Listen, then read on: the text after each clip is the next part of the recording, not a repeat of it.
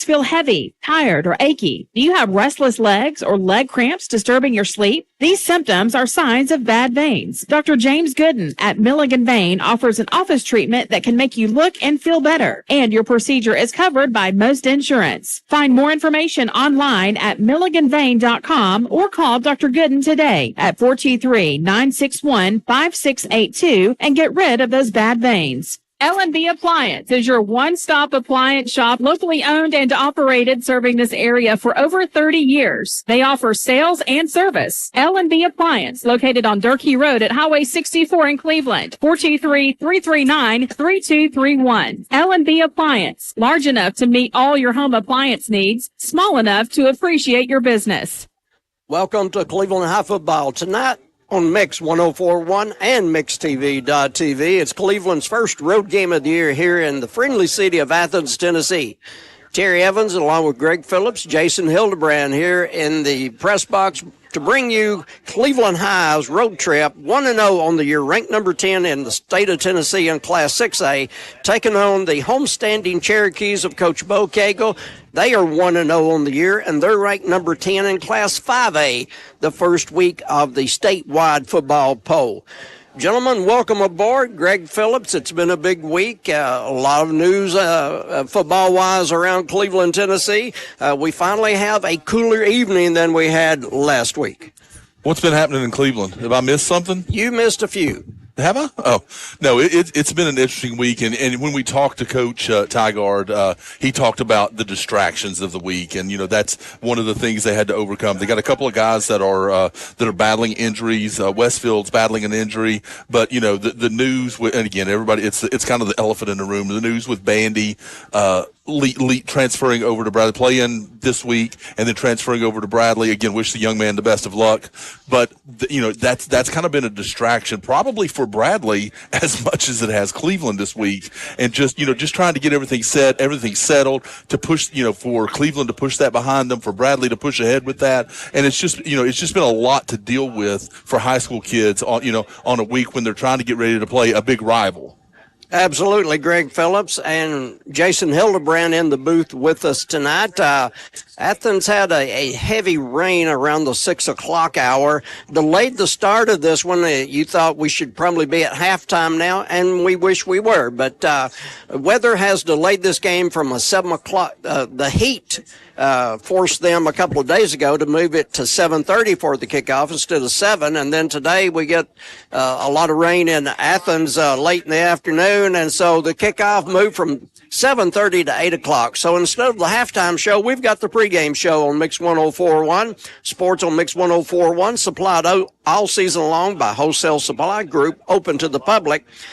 And Jason Hildebrand has the Dale's heating and air temperature at the kickoff. Yeah, temperature at the kickoff is a very, very pleasant 82 degrees. We talked about what we had last week, and we were dealing with the heat there and what the heat has been this week, earlier this week. But tonight, very pleasant out here, and no rain in sight, and everything looks pretty clear up here in Athens.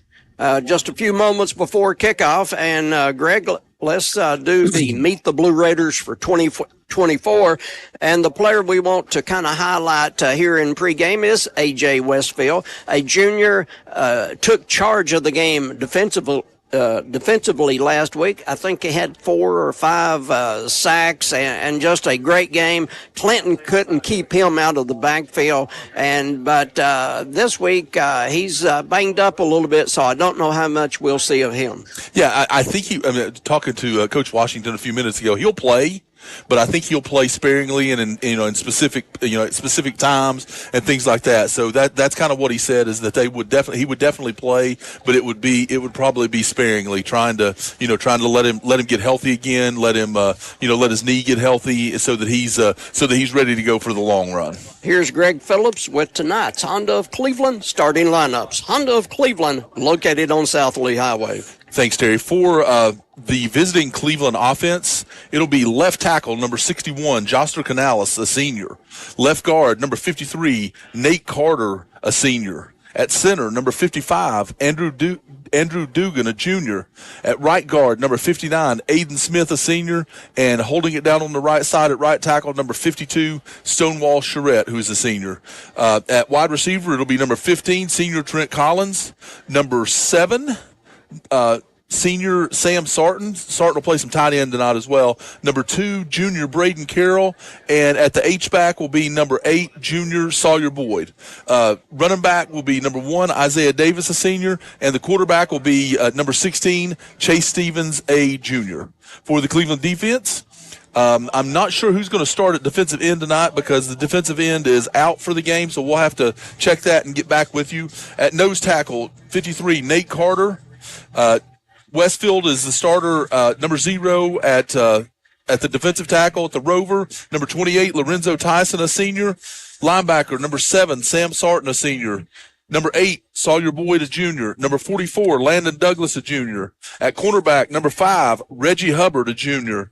At the other cornerback, number 17, Kingston Pickens, a senior. At safety, number 3, Jayon Smith, a senior. And Braden Carroll will play the other safety as a junior, number 2. For McMinn County on offense, left tackle, number 58, Ace Cagle, a junior. Left guard, number 53, Jackson Lyle, a junior. At center, number 72, Philip Hamby, a sophomore. At the guard, number 77, Camden Goforth, a junior. Right tackle, number 71, Jonah Dalton, a senior. At tight end, number 33, Spartan Lyle, a junior. What a name. I love that name. Wide receiver, number 13, Nathan Kessler, a junior. Marshall Goodner, a sophomore, number 9. And number 2, Dakota Thompson, a senior. At tailback, they call him Tarzan. I'm going to call, what am I calling him? What's his name, Terry? Talon. I just struggle calling him Tarzan. So Talon White will be at the running back, and the quarterback will be number 4, Luke Lawson, a sophomore. On defense for McMinn County, number 54, Christian Edwards. Defensive tackle, number 55, Jackson Montgomery. Number 92, Javonta Parker. 99, you don't see those very often, Henry Cook. Linebacker number 47, Jack Gooden. Linebacker number 37, Cam Miller will be holding it down in the middle. 0, Caden Melton, linebacker. Cornerback number 5, Caden Brewster. Number 15, Drew Bottoms. And the safeties will be Cayman Brown, number 1, and number 7, another Hester. There's always a Hester on this team. Number 7, Gage Hester, a junior. And that's your Honda of Cleveland starting lineups. Thank you, Greg Phillips. And now the coin toss brought to you by Springdale Heating and Air. Old-fashioned, friendly, and always more than your money's worth. Springdale Heating and Air, 479-6363. Here's Jason Hildebrand with the coin toss. Jason's tossing the coin? He's got that two-headed coin out. Tell Cleveland to call heads, Jason.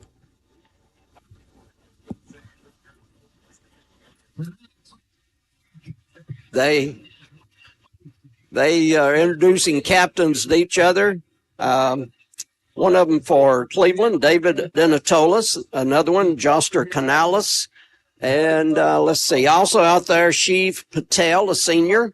And the 4th captain for this game, or co-captain if you want to say that instead, co-captain will be Braden Carroll.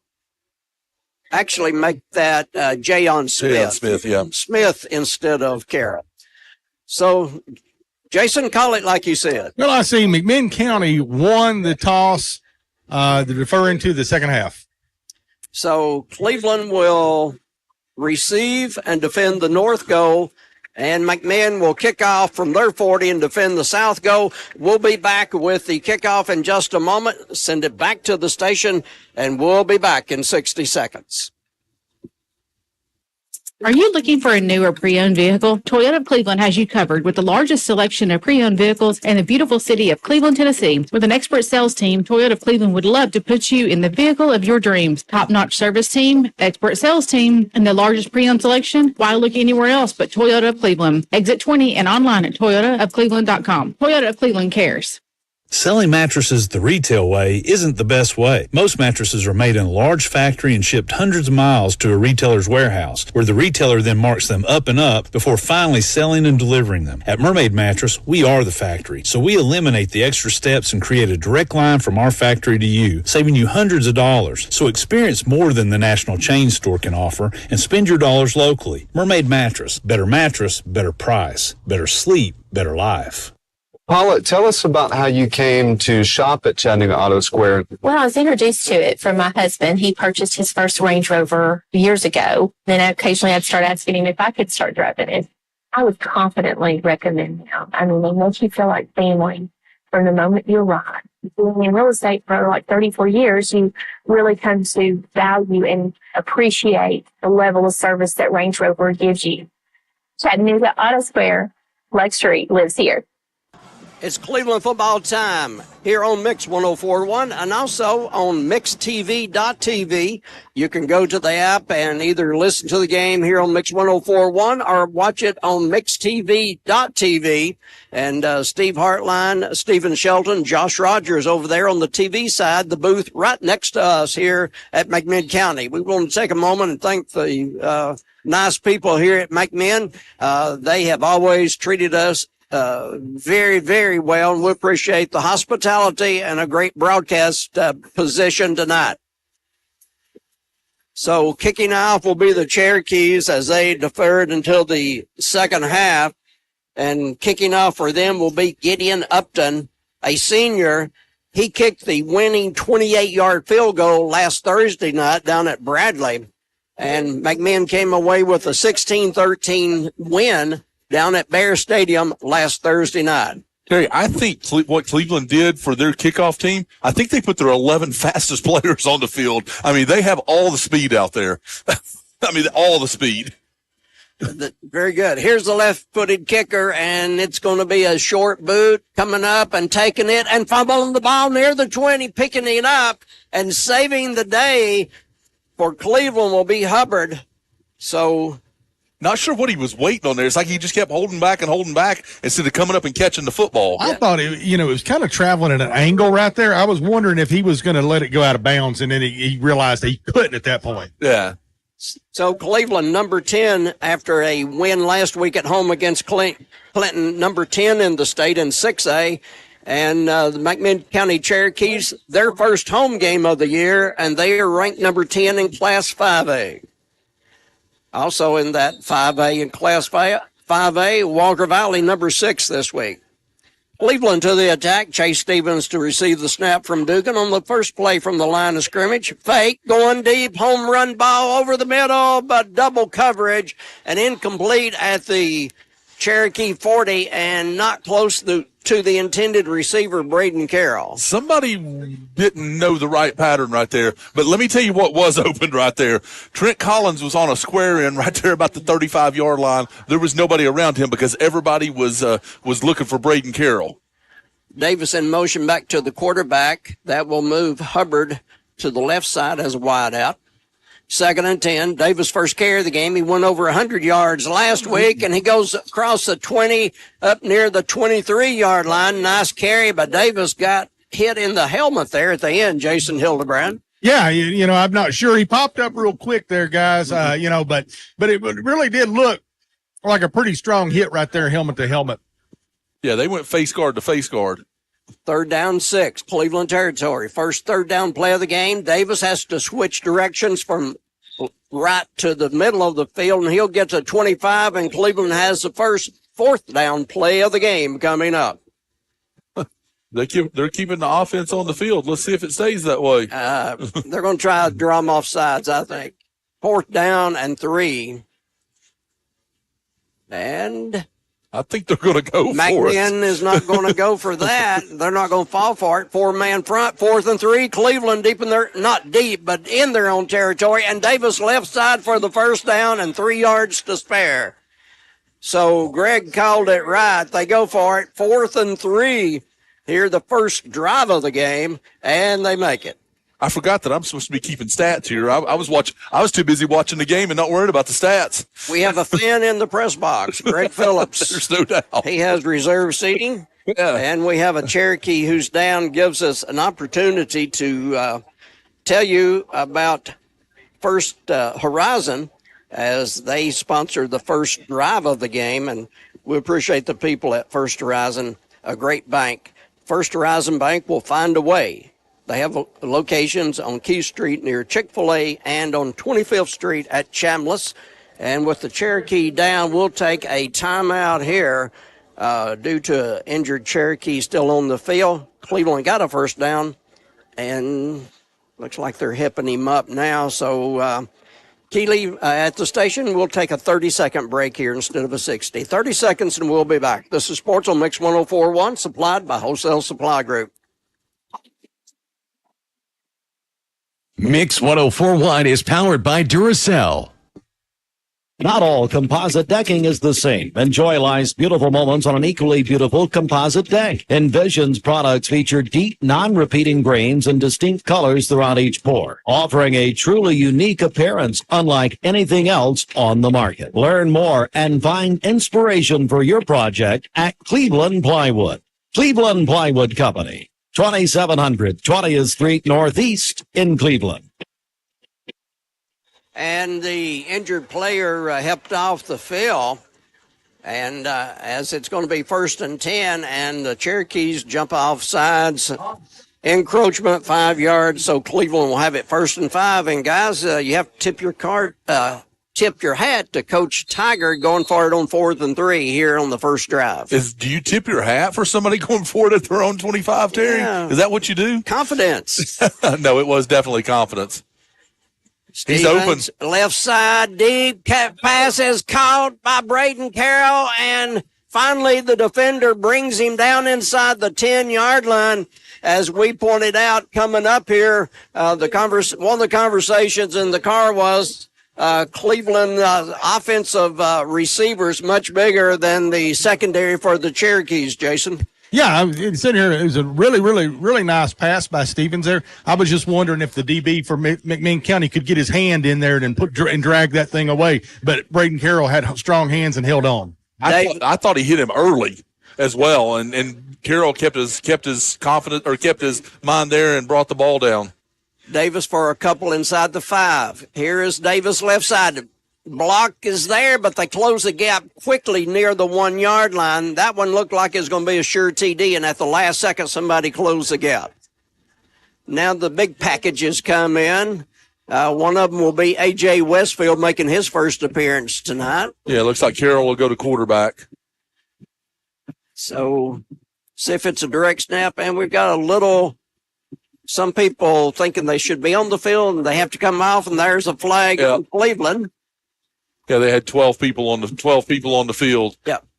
So what huddle they had, they broke with 12. And so that's a 5-yarder. First penalty of the game against the Blue Raiders. And McMinn has a 5 on them. So it's interesting to see if they'll keep the big package in there or they'll put Stevens back in. Looks like they're going to stay with the big package. Ball on the 6-yard line of McMinn. Cleveland looking for a score on the first drive of the game. 3rd down. Center of the field, McMinn. And here's a direct snap to A.J. Westfield. And the Wildcat of Wildcats goes almost to the 1. I'm not sure people were going at him to tackle him. I think they were going away from him. It kind of spread there, and they were like, I'm not sure if I want to tackle this dude or not. 4th and 2. So instead of the 1, they give him the 2. Going to be another direct snap. And is he in?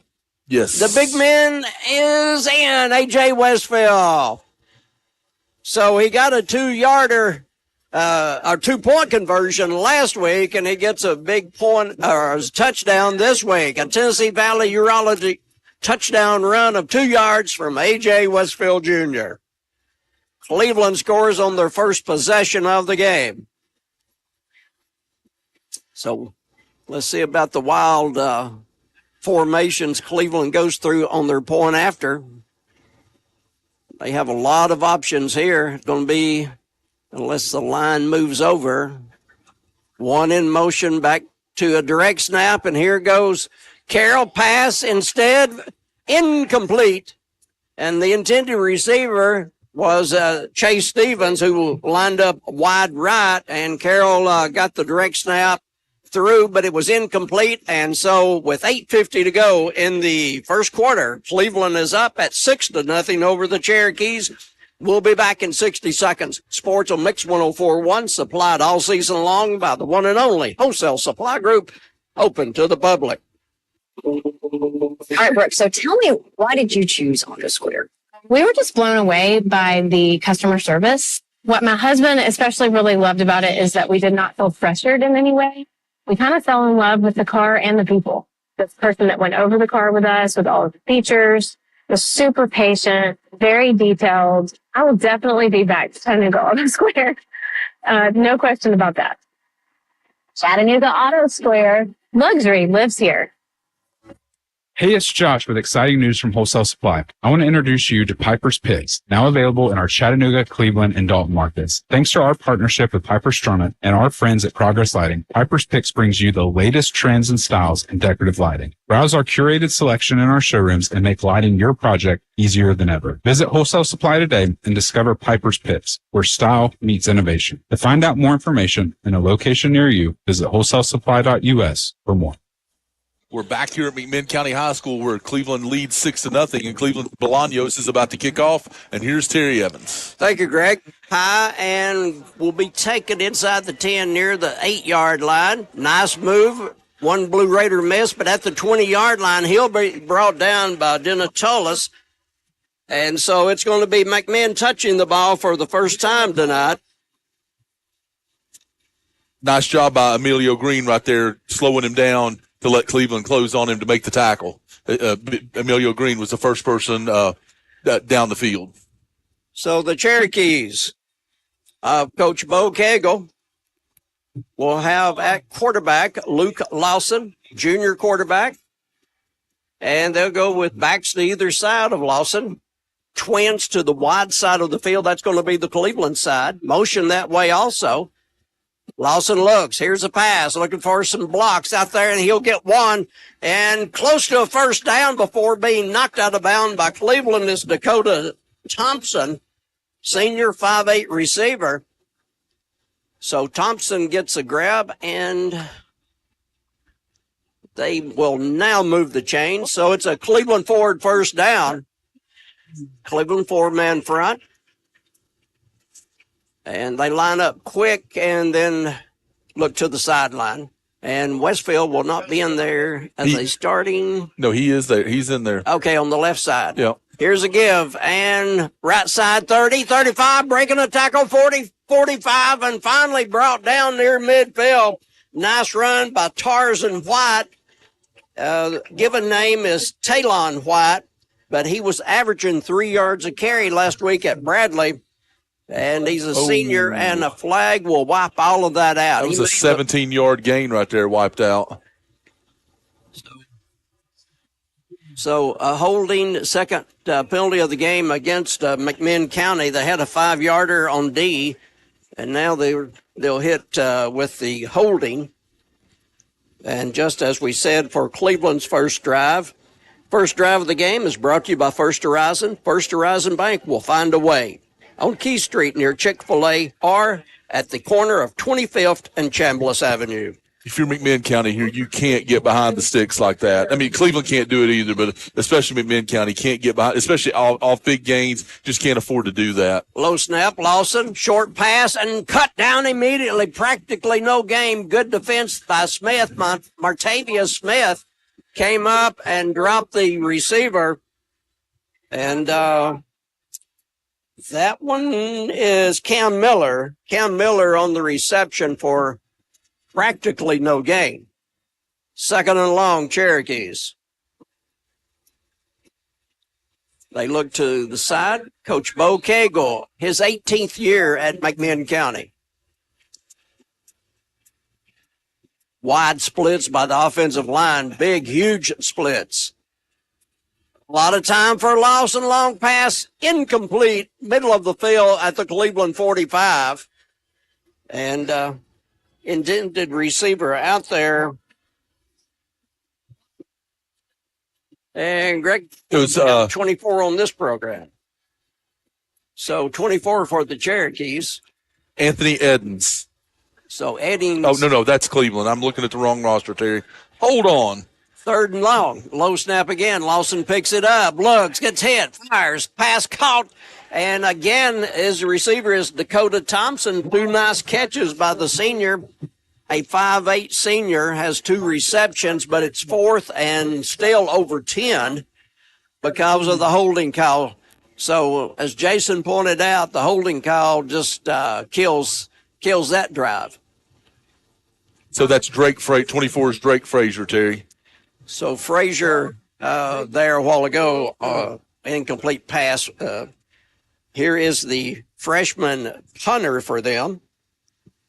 Averaged 44 yards a punt last week. Against Bradley. And the left footer gets it away, not high, going to hit and take a sideways roll out of bounds. Cleveland gets lucky there that it didn't go down the field. So it's out of bounds at the Blue Raider 43-yard line. No return after the punt by Alex Powers.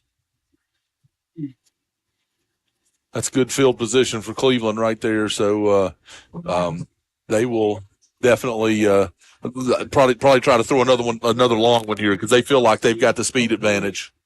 And that they do, and also the size advantage.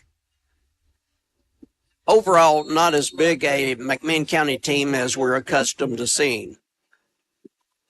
But fighters. McMinn has always been a fighter, whether they were the favorite team or the underdog. Chase Stevens, good field position at his 43, and here's a give. Davis, first man doesn't get him, and it takes 2 or 3 to come in to help and stop him at the 45.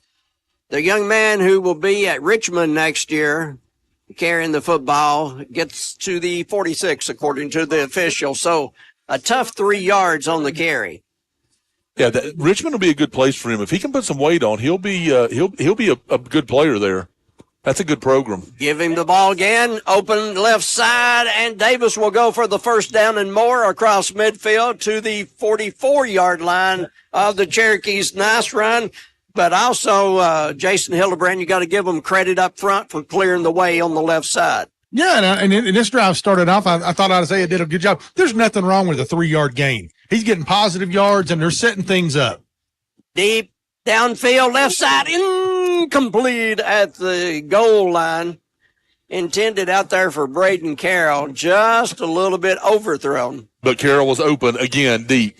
They're gonna have to blanket him in this game. They're gonna have to put somebody fighting him off the line of scrimmage, and then somebody bracketing him behind that, or he's gonna have a huge night. He'll get a breather, and so Hubbard will be a slot receiver right side. Here's a quick toss left side. Blockers out front. Nice catch and run, and out of bounds. Let's see, close to a first. I think we're gonna call him short. Just barely short. So reception by Smith. 3rd and a yard for Cleveland. Second drive of the game. They lead this one 6-0. Here's a give. It's Davis, and rolling on the ground was a Hellman. I thought the football was rolling at first, but Davis looks like he has the first down. Somebody lost their head there. Yes.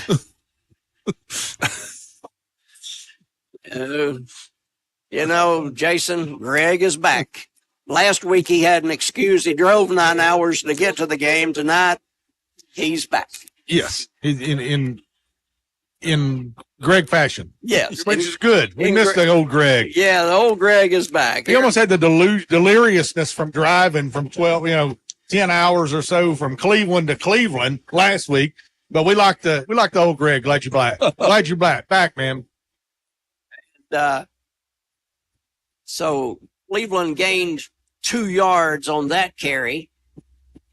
Motion back toward the quarterback, and that moves Hubbard to a slot receiver. As the train goes by in the background, here's a give. Chase Stevens, I don't know if they missed the handoff or he on his own decided to keep it a fake, but then Stevens gains a couple of yards. That was Nate Shropshire on the carry before. That was Nate's first carry of the year. So empty backfield on 3rd down and 7, and ball at the 26 of the Cherokees. Braden Carroll one-on-one again. Chase Stevens fakes, throws deep over the middle, intercepted in the end zone. Oh, the safety played it perfectly for the Cherokees, almost like he baited the quarterback. And I don't think Stevens ever saw him, but it's an interception by Kamon Brown, a senior for the Cherokees, to wipe out Cleveland's drive in the end zone. Here's the problem with that is every receiver except Boyd, who he threw it to right there, was open. Collins was open on this side of the end zone. Braden Carroll was wide open on the other side. And to be honest with you, Chase Stevens had 15 yards in front of him with nobody there. He's got to make a better decision there. He's got to tuck that one and just go get the first down. It's Cherokee football for the second time in the first quarter. 4:16 on the clock. Cleveland up 6-0. Lawson will hand off right side, running hard, breaking tackles. Cleveland is not making initial tackle, as running out of his helmet is Tarzan White. You got to quit calling him that, Terry.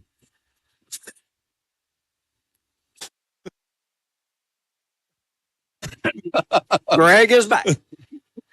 Hey, we love it. A lot more fun tonight because it's 55 degrees cooler in the press box here than it was last week. No doubt. I was just mad last week because it was so freaking hot. We get back to play on the field, 2nd and 1. Great run by White. He was only getting 3 yards an average down at Bradley, but he's doing better than that here tonight. And Lawson deep, man is open and complete at the Cleveland 40-yard line. He had his man. They just could not connect. Marshall Goodner was the intended receiver. He had a touchdown catch last week at Bear Stadium, and that one was just a step or two ahead of him. Fun fact, do you know who Marshall Goodner is? Yes, go ahead and tell me what you got. Marshall's dad is Blake Goodner, that played that was an all-region player at Bradley Central, and his brother is Bryce Goodner, who will be playing up at UT tomorrow for as a starting offensive lineman for Chattanooga. Here's a give and a couple of yards at best, and a special halftime guest of ours tonight. When I say special, it's the Cherokees get a couple of yards and a first down. This guy is very, very special to me. Johnny Kaufman, long time broadcaster for McMinn County, will be a halftime guest tonight. And Goodner is his grandson, so he's extremely proud. So, yeah, Johnny Kaufman coming by at halftime. Longtime Cleveland people will remember his voice. Here's a give. Staying on the ground, the Cherokees, they want to run it as much as possible. And to the 35-yard line, just a couple of yards on the carry that time. And once again, it was White. So the first quarter clock shows 2:42 to go. Cleveland 6, McMinn nothing. Cleveland scored on their first possession and then threw an interception in the end zone on the second possession. McMinn had a 3-and-out initially, and this drive started at 3rd 20 after the interception, and now they're looking at 2nd down, about 8 to go near their 35. This time a good snap, quick toss out. It's going to be caught. 1-on-1. Cleveland misses another tackle, and the man coming up to save the day will be the linebacker for Cleveland at the 44. And again, the cornerback missed a tackle for Cleveland, so it's a first down. And Jason, to me, Cleveland's defense missing too many first person there to tackle. Yeah, and we watched McMinn County's offense warm up during the pregame, and they're throwing it out to the side. They weren't throwing with success vertically. They're throwing it out to the side, so that's one thing to keep your eye on in this game. Option, going up the gut, keeping the ball after a nice fake is a quarterback, Luke Lawson, and Luke will take it to the 45, close to a first down, depending on if they go with their left foot or their right foot, and they go with the official goes with his right foot, and that's a first down. McMinn's having a nice drive right here. I mean, they're just getting chunk yardage. They're using clock. They've used about 4 minutes on the clock on this drive, and they're keeping the ball out of that potent Cleveland offense. out of their hands. Game planned perfectly thus far, except for Cleveland's first drive as far as McMinn is concerned. And the other thing that they're doing is they're getting the ball out quick, so they're not giving that Cleveland defensive line time to get to Lawson. And running wide left, wide again, wide ridden out of bounds. Flag on the play. Coming up with the tackle will be Cleveland's Jayon Smith, a senior. He and his brother Montavious were Brainerd Panthers last year. And Smith, let's see if was the penalty on Smith. Yeah, it's a face mask. Just don't know if it's a 5 or a 15. So it happened at the Cleveland 41, so we'll see how far they walk on this one. Second penalty against the Blue Raiders. And it's a 5-yarder. So put the ball up. They spotted at the 36 of Cleveland. First time McMinn's been in Cleveland territory. As we said, second drive of the game for them. Less than a minute on the first quarter clock. Cleveland leading this one at 6-0. Same set. Twins to the wide side of the field. Tight end to the left side. Single coverage there. Low snap. Lawson gives it to White. He's got the first down. White runs hard. He does run hard, and he follows his blockers well. He's patient and following his blockers. I worry about him getting to the edge. When he's gotten to the edge, he's gotten big chunk yards like we were talking about earlier. White is listed at 5'9", 178, a well-built 178, and great lean, as Jason said. So when he leaning forward, following the blocks, getting the yardage. And everything they're doing quickly to kind of keep that Cleveland speed away, from getting to them. And a hole up the middle. White will be tackled by the safety at the 29 of Cleveland. So right now, even though Cleveland has the advantage size-wise, it's going to be the Cherokees opening up holes. So they will close the first quarter with a nice run up the middle for 6 yards. At the end of the first quarter here on Mix 104.1, Cleveland 6, McMinn nothing. We'll take a 60-second break and be back. Sports on Mix 104.1, supplied all season long by Josh Rogers and everybody at Wholesale Supply. Turn your world yellow with Mayfield Dairy this fall. Whether you're wrapping up a workout or craving a tasty afternoon treat, our rich chocolate milk replenishes nutrients and provides high-quality protein to keep you going. Grab some Mayfield milk today and experience real, southern, sunny goodness in every sip. From our iconic yellow jugs to our delicious chocolate milk, everything tastes better with Mayfield. Turn your world yellow because the best moments are made with Mayfield Dairy. Check out the great deals this August at Mountain View Nissan of Cleveland Summer Sales Event. You pick 2024 Sentra S Versa or Kicks S. 0 down, $275 a month. Plus, Mountain View Nissan of Cleveland has over 600 vehicles in stock. Rates as low as 0%. Want to trade in your old car? Mountain View Nissan offers up to $5,000 over book value for your trade. Shop in person, exit 20 off I-75 or online at cleveland-nissan.com. Payments per month, 84 months. Does not include tax tag, title, or dealer doc fee of $6.99. Plus finance through the dealer. Subject to credit approval and pick from new dealer stock. See dealer for details.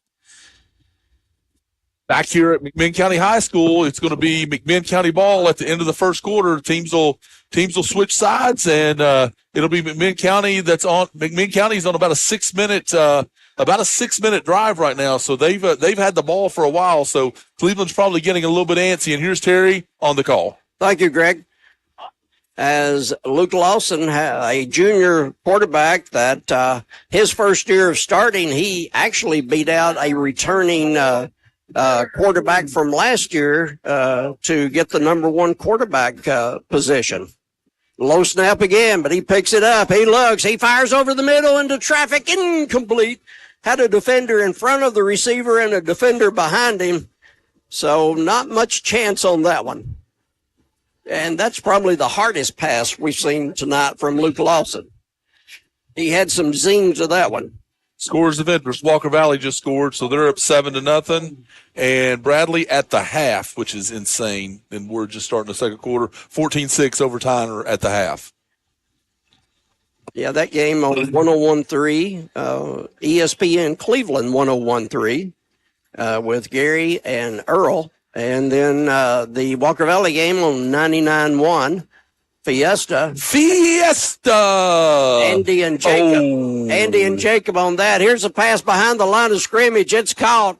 Maybe they should have let that one go because Cleveland comes up between Hubbard and also Braden Carroll. The receiver's going to lose yards, looks like to me. Yeah, he definitely lost yards right there, but that's a pass that Braden Carroll, one or two more steps, he's walking into the end zone with a defensive touchdown right there. That was a dangerous pass.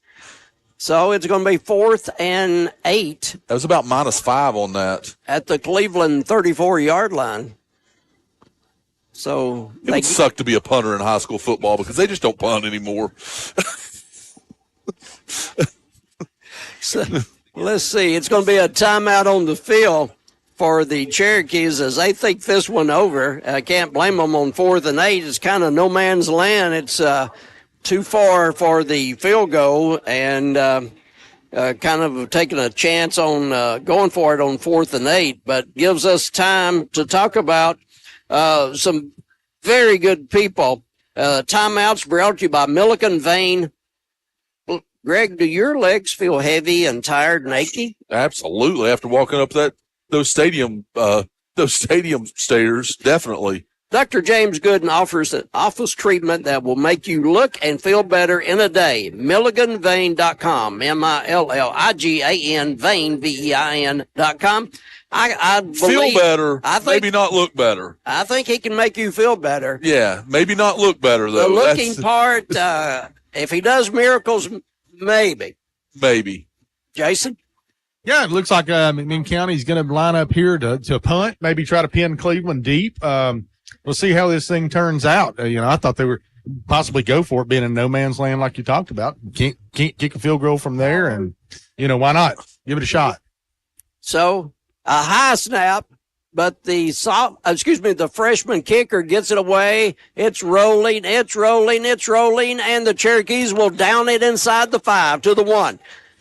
That ball didn't go 12 yards in the air, and it just rolled for another 30. 12, you're being generous. I am. Yeah, but it barely made the line of scrimmage. Let me tell you, I'm thinking it didn't get 10 feet off the ground. No. And it was probably about 10 by 10. Yeah. 10 feet off the ground, 10 feet in the air, and rolled for about 25. And Cleveland's pinned at their half-yard line. Yeah, perfect call by the Bo Kegel group over there. The timeout was worthwhile in that circumstance. Once again, this game not only on Mix 104.1 radio, but also on MixTV.tv. Steve Hartline, Stephen Shelton, Josh Rogers on MixTV.tv. We'll talk about the other two games on our sister stations in a moment. Under center. No, it's going to be a direct snap. And did he get out of the end zone? I don't know that he did. And it's a safety. It's a safety. He did not get out of the end zone. So a direct snap, I think Davis might have been the one that received the snap. There was no Braden Carroll. Carroll. Yep. All right, number 2. Braden Carroll didn't get out of the end zone on a direct snap out of the Wildcat, and it's a safety for the McMinn County Cherokees and makes it a 6-2 game here on Mix 104.1. The Walker Valley game, they're hosting Polk County tonight at home. They also had a late kickoff.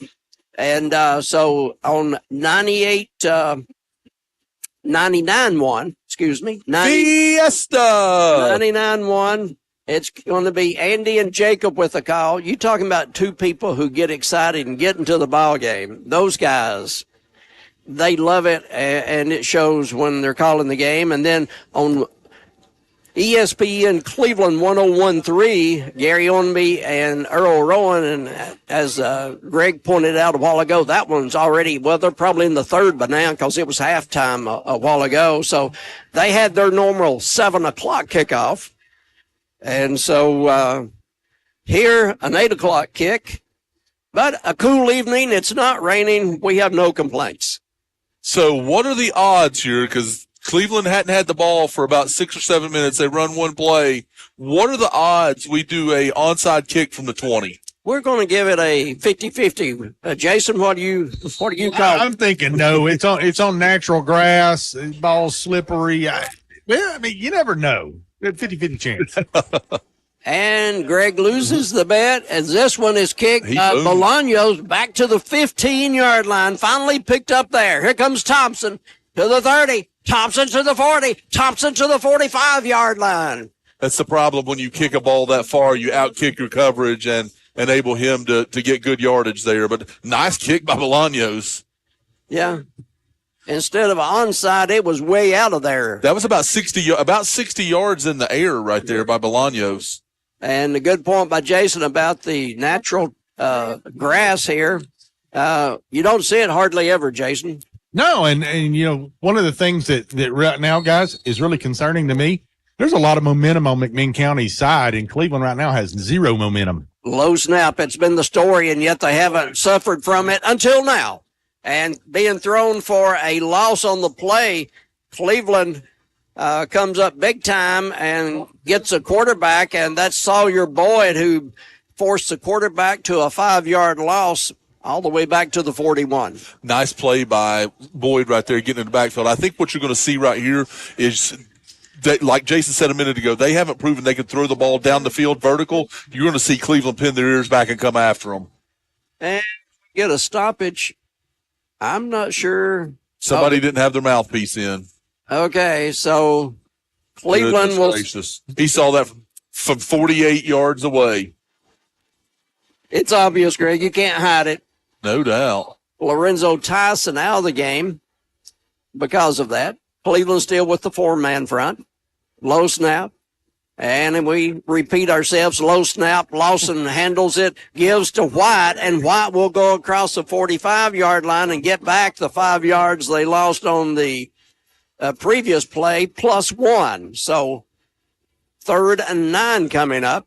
Big play right here for Cleveland. Like Jason said, Cleveland needs some momentum right here. They need a big stop, get the ball in good field position, and be able to go. Westfield in there as the defensive tackle to the left side, and they cut behind him. Here's a run by White, and White goes across midfield. Will be short of the first down. And as good as they did a while ago on their punt, we'll see if they repeat it as he goes to the 48 of Cleveland. Going to be 4th down, and still about 4 to go. Yeah, it's going to be interesting if they go for it right here. That would be bold. Of course, Cleveland went for it on their own 23, so yeah. I'm going to say 4. Yeah. 4th and 4. Low snap. Got him. And A.J. Westfield is in there, and also Greg, his helper at that time, number 20, flag on the play. Cleveland may have celebrated a little bit too much after the fact. Well, the ball goes over. I don't see a flag. The PA guy, I thought, said flag. Yeah, that was Yancey with Westfield right there, Terry. So Yancey. Number 20, David Yancey. Yancey there also along with Westfield. This year, guys, only the second game for us, of course, but I've seen more going for it on 4th in the first game and a half than I saw most of last year. Hubbard, motion. There's a little toss to him. A little forward lateral with great block, and Hubbard cuts it back against the grain at the 40. To the 30, to the 20. Everybody's missed him until he gets to the 10. What a run by Hubbard. His first year of playing at Cleveland High School, and he left them grasping for air because they couldn't catch him. That was a nasty block that Isaiah Davis just laid. He laid the defensive back out right there. And it's going to be a handoff to Davis, right side, cuts it upfield to the 10, to the 5, touchdown, Cleveland. He deserves that because of that block that he laid over here that freed Hubbard. Davis goes 11 for the first down and the touchdown. And for Isaiah, touchdown number 4 on the year. So Cleveland is up in this one at 12-2. It's the second quarter, just one tick under 8 minutes to go until halftime, and Cleveland's up 12-2. May go for it. Now they're going to line up and do the old-fashioned point after, it appears. Bolaños awaiting the snap. Green the holder. Good snap. Kick in the air, and Bolaños has made it a 13-2 game. 7:59 on the clock. Sports on Mix 104.1, supplied all season long by Wholesale Supply Group, open to the public.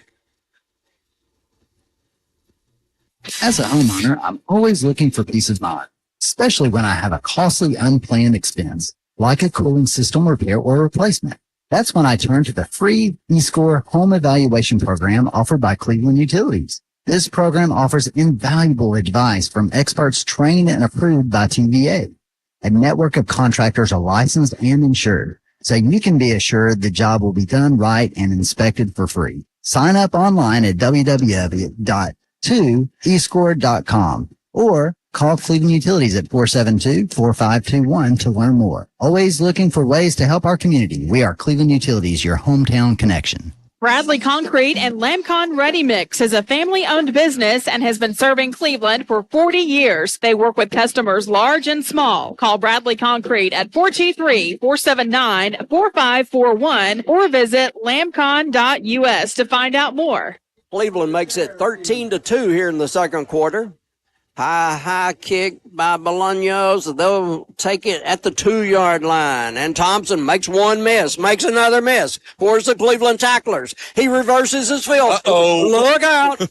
20, 30, 40. Bolaños makes contact. And finally, Thompson is forced out of bounds. Yeah. And, Jason, what was your point there? Yeah, I mean, you make contact with the returner way down inside the 10-yard line, and you just couldn't wrap him up. You know, he was slippery out there, but he made several Raider defenders just miss, and turned out a heck of a return there. Dakota Thompson listed at 5'8", 148. So he didn't bowl over anybody, but he sure left them holding nothing but air. That was a heck of a return by him. And a nice fake that time by the quarterback, Luke Lawson. I went with the fake, and so did a couple of defenders. But there to make the stop, coming up the middle, Sam Sarton, the middle linebacker for Cleveland. So he takes Lawson down at the 47. Sam kind of gathering himself together. That was a tough hit. I think he was more the receiver than the tackler on that. Ball on the ground. Lawson picks it up. He's got great hands. He should be a quarterback. Every snap is low, and he hasn't muffed one yet. More of a shortstop. Reminds me of Greg Phillips in his heyday, and the give to White. White will get to the 41-yard line of Cleveland. So making this game very interesting, McMinn County. It's a 13-2 game, 6:40 to go till halftime, but McMinn right in it, giving Cleveland a battle, as they always do. Third down coming up, 6 for the Cherokees at the Cleveland 46. And it's going to be, again, kept by Lawson, and Cleveland has that one covered very, very well. It's Yancey again. Yancey in there on the tackle for Cleveland. He is doing a very good job. Yeah, he's coming up and filling the gap very well there, and Cleveland's doing a nice job stopping the run. Also in there, David Denatolis for the Blue Raiders. He's the starting defensive end for the kid that had to sit tonight. So this one will be snapped from the Cleveland 47-yard line back to the freshman. Unusual snap, but the freshman kicker gets it away from everybody. Now it takes a McMinn roll, and they're going to down it again, this time at the 6-yard line. Getting a great roll on the football is freshman Alex Powers 44-yard average last week against Bradley, and I'd say he's probably doing that this week. Hey, Terry, guess what? Guess what happen? What doesn't happen when you actually field punts? Roll and roll and You roll. don't get the roll. Again, you have to field the punts. I mean, I know I have a disagreement with certain coach on that, but I feel like you have to field the punt, even if you don't return it, fair catch it and get the ball at Cleveland has the ball at the 20-yard line if they don't let that ball roll right there. Here is Stevens and company again, deep in their own territory. Not anymore. 10, 15, 20, look out, 30, 40, and changing his direction and stumbling was Davis. He might have taken it all the way. And, he had out front of him blocking for him that time. And still in front of him was Trent Collins blocking way downfield, but Davis stumbled as he moved to his left at midfield. He was going so fast he couldn't keep his momentum from going forward. And a 5-yarder this time by Shropshire. He was a starting cornerback last year for Cleveland and didn't play last week. And this week he's carried for a couple of times. And he's 2 for 7. At the 45 of McMinn. Here's a give coming around to get the ball. Hubbard, he's exciting. A flag from the judge as they go to the 36 of McMinn, but I think this one will be coming back. Yeah. So Isaiah Davis, 10 carries for 91 yards here in the first half so far. That was a 43-yarder that long run was. So we'll see what the infraction is against the Blue Raiders. Third Cleveland penalty. And last week we had 3 penalties after about 3 plays. Pretty much. Again, let's give credit where credit's due. Cleveland, again, they've got 3 penalties, but they've done a much nicer job this week of staying out of the penalties and staying out of the non-football penalties is the big thing. Absolutely. So it's going to be back to the Cleveland 47-yard line after the hole. Stevens deep down the left sideline. Man is there. Incomplete at the 10-yard line. Stretching out as far as he could for Cleveland was Smith. He just couldn't quite get there. Cleveland's only completed 2 of 6 passes, and the one big one, 2 of 6. They're 2 of 6 for 60 yards right now. So they haven't been very effective throwing the football here in the first half because they're throwing everything deep. They've got to start hitting some of these slants and these ends coming across the middle. They need to stop throwing the ball deep every time. Backing up, screen pass right side. It's Davis. 50 and submarine down at the McMinn 45 will not be a first. So 4th down and 5 at the McMinn 45. 4:15 on the second quarter clock. 4 minutes, 15 seconds until the Southland Finance halftime show. At the present time, Cleveland leads this one 13-2. So 4th down and we get a timeout. Another mouthpiece infraction. In the old days, that was a penalty. So now they just make them leave the field, but in the old days, that was a penalty. All right, Green will come in. No more a mouthpiece, Shelton. Let's just be clear. Green comes in place to replace to Hubbard. So Emilio Green in there as a slot receiver as Chase Stevens looks to the sideline. 4th down and 5. The first 15 seconds will be tough. But after that, I'm done. And Cleveland's going to take a timeout, and we will take it with them. Blue Raiders lead this one 14-2, and we'll be back in 60 seconds. It's time to come home to Jenkins Deli, Cleveland and Bradley County's heritage restaurant for over 40 years. The owners of Jenkins have raised the bar in food quality, expanded the bar menu with new seating, new televisions. And now Jenkins has a Sunday brunch. You have to try Jenkins' new barbecue, including smoked pork and brisket. Live music on the Jenkins patio every Friday from 5 to 8 p.m. Dinner specials. It's time to come home to Jenkins. Follow Jenkins Deli on Facebook. Wright Brothers Construction Company Incorporated has over half a century of experience completing some of the most challenging projects across the Southeast, from moving millions of cubic yards of excavation in Alabama to spanning rivers in Virginia. Find out more at WBCCI.com. WBCCI.com. Wright Brothers Construction Company congratulates the student athletes and families. The tradition, the legacy continues, and we'll get to that in just a moment. 4th and 5, Cleveland after the Blue Raider timeout. Trent Collins on a slant right here is wide open.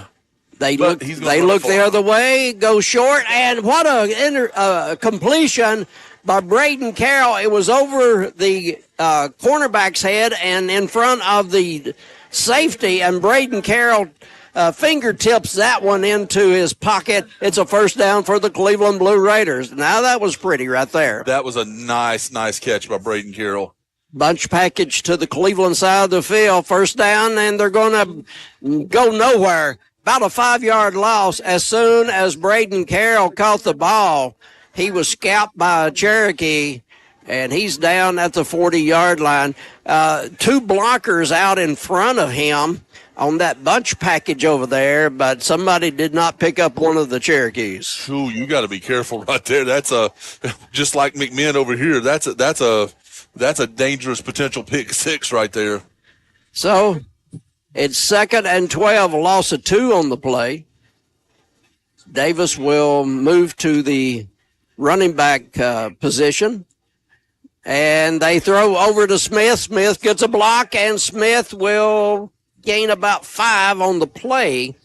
So Smith's first reception, I believe, Greg. That's correct. Jayon Smith on the reception, a senior. 3rd down, Cleveland with 2:10 on the clock. At the McMinn 33-yard line. They need to get 4 or 5 yards here and give them a nice fourth and 2 is that's what they need to go right here. Fumble. And Cleveland recovers back at the 44. Sawyer Boyd lost the handle. It was going to be his first carry as he reversed around from outside and took the ball from the quarterback. But then when he tried to make a cut, the ball was on the floor, and he wisely covered. But it's a big loss back to the 44 of the Cherokees.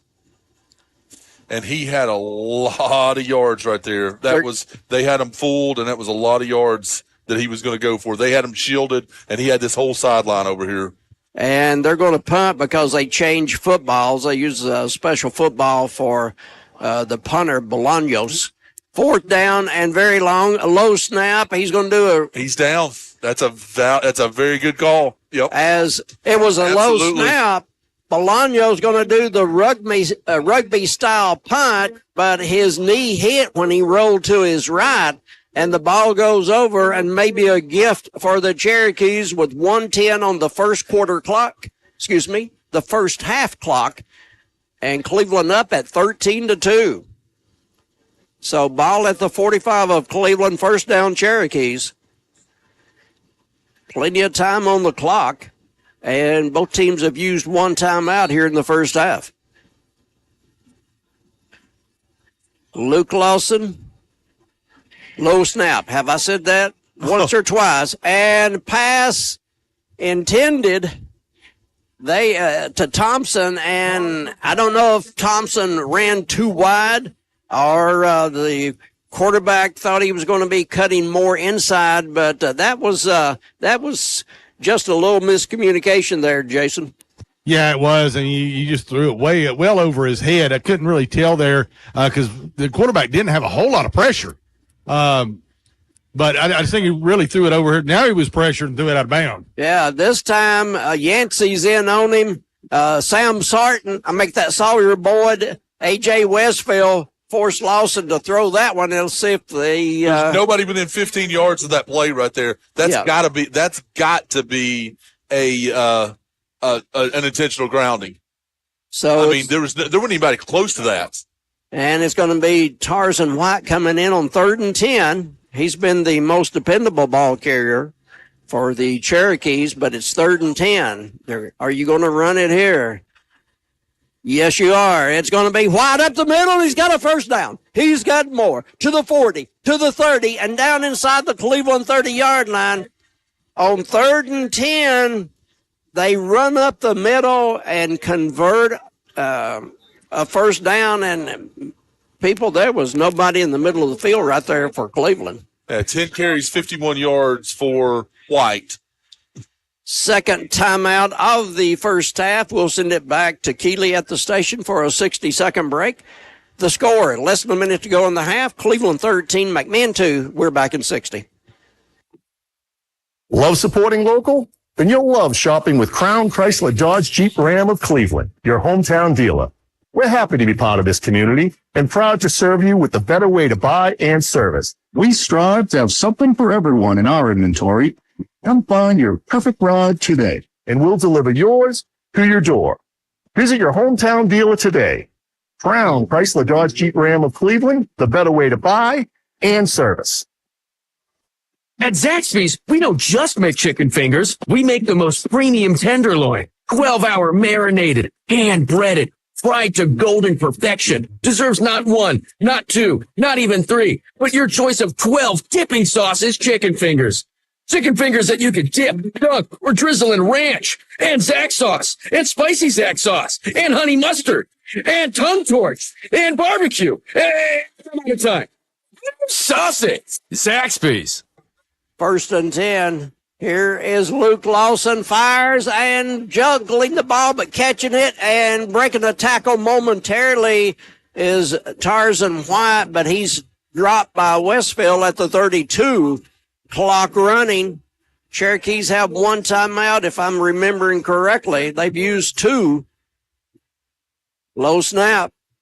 Timing again. Doesn't matter. All day. Absolutely all day. He'll fire the pass. He's going to be caught and losing his balance is Thompson at the Cleveland 19. That might have been more yardage if Thompson hadn't fallen when he spun around. And the Cherokees use their final timeout of the half. 20 seconds to go.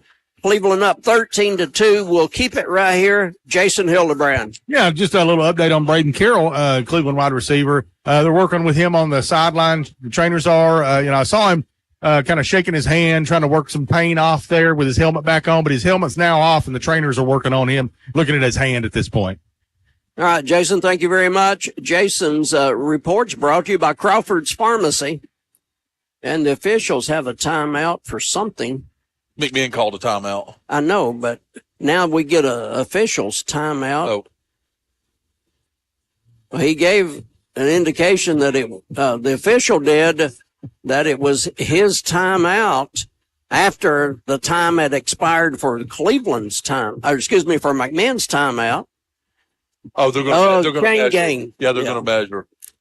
So here comes the chain gang.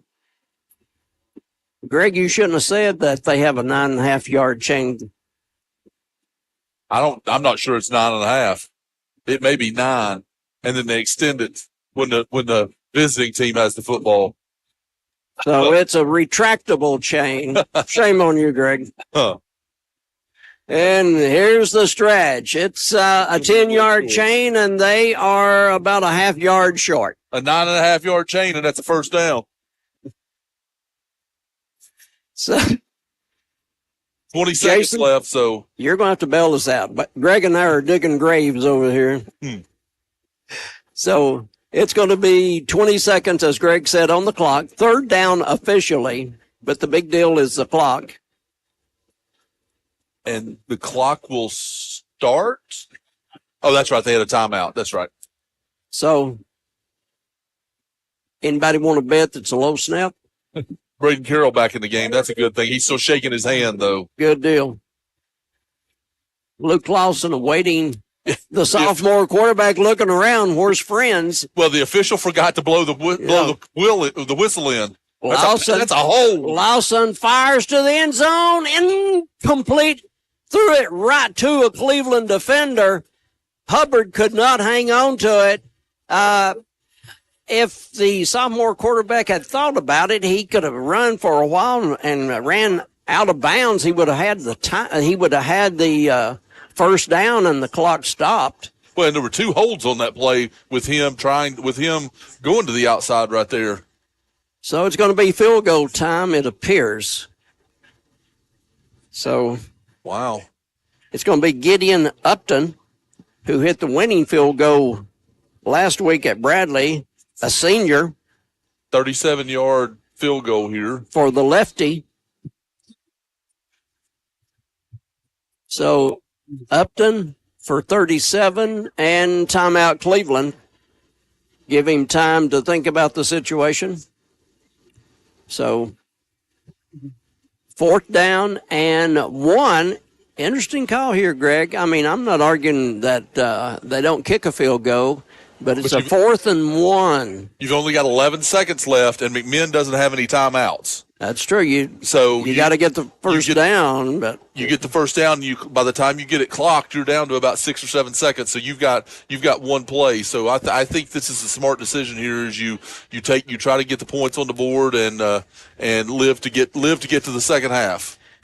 Yeah, guys, keep an eye out for the snap here. You know, we've seen the slow snaps to Jackson at quarterback, and on both punts, they've been almost over the punter's head. Yes. So this could be interesting here. So just keep an eye on it on those snaps, see if it's a good snap for the holding. Last week, Upton hit the 28-yard field goal that gave them the 16-13 win at Bear Stadium. And this one, about 9 yards longer. So 11.6 seconds on the first half clock. Yes, normally we'd be talking about the end of the ball game right now, but this is not a normal game. Kickoff was moved from 7 to 7:30, and then from 7:30 to 8, all due to weather. So we're nearing the end of the half, and a lot of other games are near completion. But Hardy's Friday Night Blitz will have it all for you when we finish here. And another timeout by Cleveland. They burned their last timeout. Well, we were going to get out of here too early, so they needed to get another timeout in.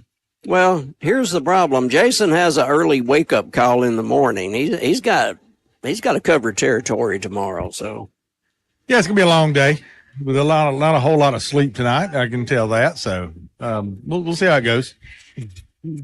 Automatic pilot, Jason. So a 13-2 Cleveland lead. In the first half, these guys will cover it at halftime. In the first half, Cleveland looking really good at times, and then other times not making tackles. Hey, a couple scores of interest right here, right now in the third quarter. Ray County is leading Red Bank by a score of 21-7. Marion County is leading East Hamilton in the second quarter by a score of 21-0. Ottawa over Saudi Daisy in the second quarter, and Hickson has opened up a 17-2 lead over Meggs in the third. That Ottawa Saudi Daisy score surprises me. Me too. Yeah. Ray County Red Bank does not surprise me. I thought Red Bank would handle them, but that Ottawa score definitely is surprising. The left footer, Upton, ready from 37. It's up. It's wide right. And so 7.1 seconds on the clock. So give the ball back to the Blue Raiders. No timeouts left for anybody. So unless we have a penalty, maybe one play to go. And guys, you know, among many subjects last Friday night, Thursday and Friday night games last week were penalties. Tonight, these two teams have really cleaned it up. Cleveland with over 20 last week. McMinn with 15 penalties down at Bradley. Tonight, a well-played game penalty-wise. Oh, most definitely. I mean, Cleveland has 3 penalties for 20 yards, and McMinn has 2 penalties for 15 yards. So that's a far cry difference than both of them the last time. So the victory formation, and still in the shotgun, but it's going to be Stevens and Davis about 5 yards behind him. and the quarterback takes a knee. That'll bring us to the Southland Finance halftime show. Score as we go to the half. It's going to be the Blue Raiders leading McMinn 13-2. Terry Evans, Greg Phillips, Jason Hildebrand. We'll be back in 2 minutes. Voitic Center for Orthopedic Care treats all orthopedic injuries, including neck and back pain. At Voitic Center for Orthopedic Care, insurance isn't a worry because they accept all insurances and can even get same-day appointments or even walk-ins. Digital x-rays are even on site. Voitic Center is also a certified concussion care specialist. Contact Dr. Voitic and his staff at 479-3600 for your appointment today. L&B Appliance is your one-stop appliance shop, locally owned and operated, serving this area for over 30 years. They offer sales and service. L&B Appliance, located on Durkee Road at Highway 64 in Cleveland, 423-339-3231. L&B Appliance, large enough to meet all your home appliance needs, small enough to appreciate your business. It's not every day that you buy a house. And if you're only going to experience something like that 2 or 3 times in your entire life, wouldn't you rather enjoy the experience? For home buying that is truly good, come to Southern Heritage Bank. We make home buying simple, fun, worry-free. In a word, we make it good. Find out more and apply now at southernheritagebank.com/mortgage. Let's do something unbelievably good. Southern Heritage Bank, a division of First Citizens National Bank, member FDIC, equal housing lender. When competition is fierce, sports injuries happen, and Center for Sports Medicine and Orthopedics is here to help. Saturday sports clinics are available at our Chattanooga and Cleveland offices from August 24th through November 9th for the treatment of non-emergency orthopedic injuries like sprains, strains, and fractures. Doors open at 9 a.m. and no appointment is needed to be seen by our highly trained physicians and clinical staff. Saturday sports clinic dates are subject to change. Check sportmed.com for the latest information. That's sportmed.com. You're listening to Cleveland High School Blue Raider football on Mix 104.1. Supplied by Wholesale Supply Group. It's now time for the halftime report. Sponsored by Southland Finance. Welcome to the Southland Finance halftime show on Mix 104.1. Southland Finance, located at Peerless Road at 25th in front of Ace Hardware. Great location there at 25th and Peerless. Or you can go to their website, southlandfinance.net, southlandfinance.net. Well, Jason Hildebrand, tonight at the half, Cleveland 13, McMinn 2.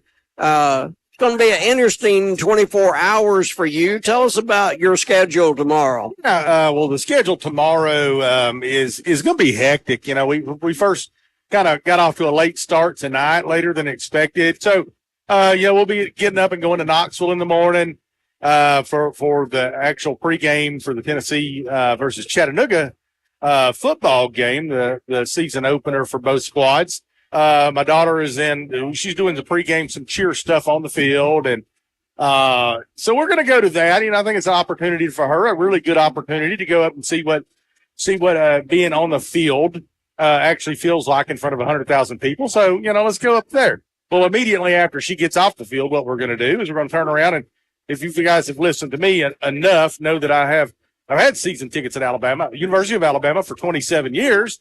And so we'll be heading to Tuscaloosa, Alabama, for the Alabama Western Kentucky game tomorrow evening. All right. And safe travels. Good luck with all of that. It's got to be a huge privilege to see your daughter run out on Neyland Stadium. So, yeah, and even if I couldn't make it down, even if the times were so conflicting I couldn't make it down, I wanted to go through that experience. And, I would want to have had that when I was 11 years old as well. Absolutely. And Jason, a moment ago, I was cracking up while you were talking, but it wasn't about your information. It's a guy sitting next to me. We're going to take a 30-second break, and we will have a true legend to interview here on the Southland Finance Halftime Show. Don't go away. You're going to enjoy as soon as we get this 30-second break out of the way. This is Sports on Mix 104.1. Each morning, still sleeps, slicing fresh cuts of certified Angus beef. Yeah, that's my food, city butcher. I need your advice. I want a gourmet burger with a little spice. Thing the cookout, and it still sizzles Try ribeyes with balsamic glaze, but just a drizzle. Nobody does food like Food City. Halftime score on the Southland Finance Halftime Show. It's going to be Cleveland 13, McMinn 2. This next guest, and folks, I'm talking from the heart here. I've been in this business a long, long time, over 40 years, and enjoyed 99.9% of it. This man that just came into the booth here, sitting next to me, is a legend. His name, Johnny Kaufman. He did McMinn football, basketball for years and years. Johnny retired a couple of years ago, but it is great to see him. And I'm going to tell you in all sincerity, and we're not being nice to Johnny because he's sitting here, he was the best play-by-play man of high school sports that I ever listened to. And Johnny, to me, it's just a thrill to see you in the press box at a football game. Well, it's a thrill to be here. You know, I did these games for 48 years, and, you know, there's an Evans guy down in Cleveland that's knocking on that door, I think. You know, if you just said over 40 years, I knew it'd been a long time. How many 45. 45. And there were a couple of breaks there, but a total of 45. But Johnny is, I'm telling you, I haven't had a good conversation with you since you haven't broadcast in a couple of years. But first of all, how is life and how are you doing? Life is wonderful. Throughout the last probably 10 to 12 years of my full-time working career, I worked at Bowater through like 30-something years, and on the side, I did these ball games on the side, and then I played the piano and organ at our church for 21 years, and so I gave up Bowater first, and I gave up the radio in 2020, and I gave up the church music job just a couple of months ago. Oh. So for this, the first time in my life, I've actually been totally retired. So I'm still sort of trying to find myself. I'm on the school board here in the city of Athens, so that keeps me rather busy. Matter of fact, I was down in the Bradley County Board of Education just a couple of weeks ago. We were evaluating their board down there. But, you know, I've got a couple of kids that are playing ball and grandkids that are playing ball, and they keep me busy, and I love high school football. You know, Yes. It's a great night after the rain got out of here, and McMinn and Cleveland. McMinn County has, you know, McMinn played Bradley last week. Right. And McMinn in the Bradley series is, you know, there's about a 10 or 12 game difference in 100 games. McMinn and Cleveland, though, Cleveland has dominated this series. John Mullinax was one of my best friends. Yes. And Benny Monroe, of course, was at McMinn coaching when I started broadcasting. Right. And so Benny and John were buddies. They were on staff together here at McMinn back in the early 70s.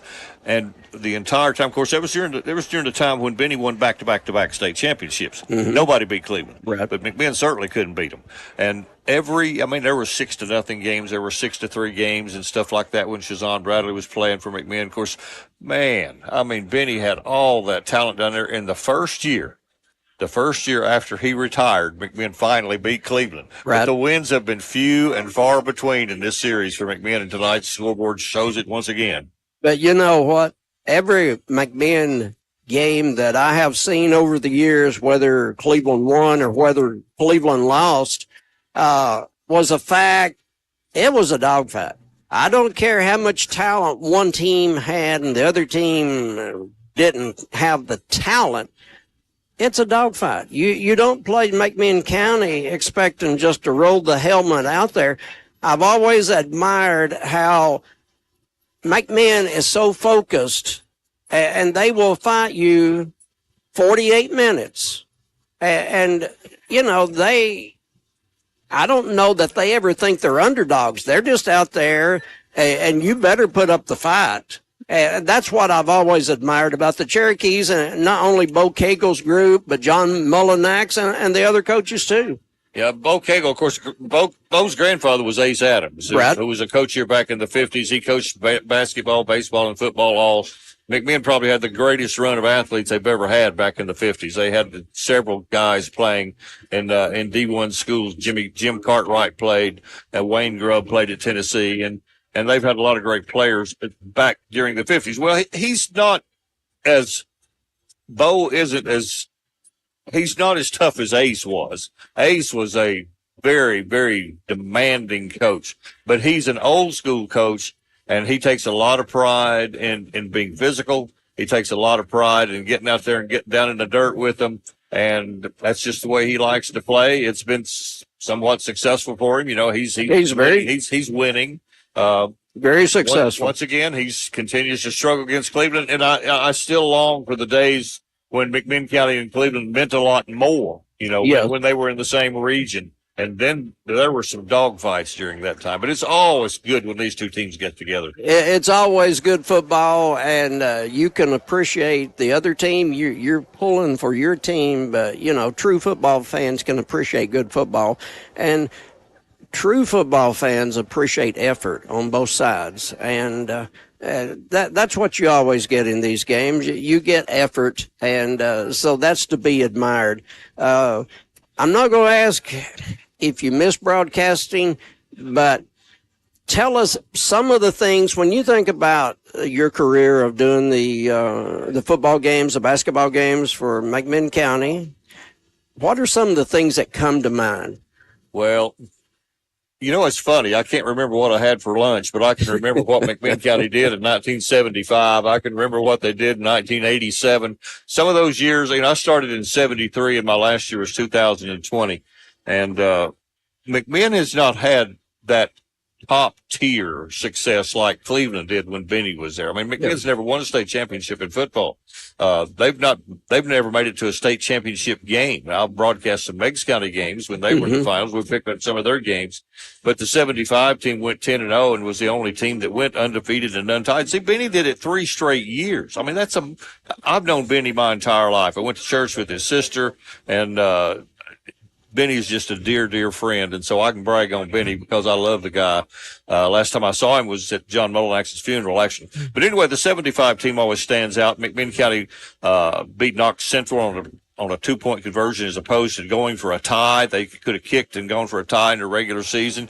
I can remember that back also in 75. They had the point system. You know, you got 10 points for beating a team that was in your classification, but you only got 5 points if you beat a team that was below you in classification. Well, McMinn had played McMinn Central and had beaten them, so they were going to end up the season with 95 points. And then at the very end of the season there, Cumberland County got knocked out. And so they ended up getting beat the 10th game of the year. McMinn wouldn't have even made the playoffs and ended up playing Chattanooga Baylor. That was before the public-private split. This place was packed, you know, not on this field, it's at the old field. But I remember telling Turner Jackson last week, McMinn, before the McMinn-Bradley game, that was the first Bradley game that I went to as a spectator. Oh, yes. Since 1966. Wow. I was in high school in 1966, and McMinn beat Bradley 71-7 with Phil Pierce at quarterback. Oh. And that's the last time I had been at a Bradley McMinn football game that I was not working in however many years. That's been a lot of years. Let me talk about my grandson. That was the next question. You explained the situation. Okay. We mentioned it during the first half when the pass that could have been a touchdown was just a little bit incomplete, but take it from there. That was my guy. That's Marshall Goodner. That's my youngest one. He's a sophomore on this team. He's a starting kickoff returner. May not be when we've got a kid that's hurt, so he may lose that job next week, but whenever the kid comes back. But he's a starting wide receiver. He's second team safety. He's also a baseball player. And it's great. He plays travel ball. I got a chance to go to the last tournament they played this year was in Boone, North Carolina. They went and played at App State Field. And if you're a baseball fan, that is one of the most beautiful stadiums I've ever seen, Appalachian State in Boone, North Carolina. They went up there and played. He plays on a travel team that's coached by a local guy here. There's kids on there from McMinn Central, Sweetwater, Meigs County, and Ray County. And those kids have been together forever, and it is just a delight to follow those kids around. They played 15U this year, but they played mostly 16U tournaments. Now, his older brother is bigger than him, Bryce. It's Bryce Goodner, and Bryce was on the 2020 team, which is the last year I did the game. And he signed with Virginia Tech, all-state guy, offensive lineman, went up there and redshirted. Their head coach was fired after his freshman year, and they brought in a new coach, and the coach brought him in and said, "You need to enter the transfer portal." So he entered the transfer portal. He was fortunate enough to McMinn he was offered by all the service academies, all the Ivies, pretty good grades. Wow.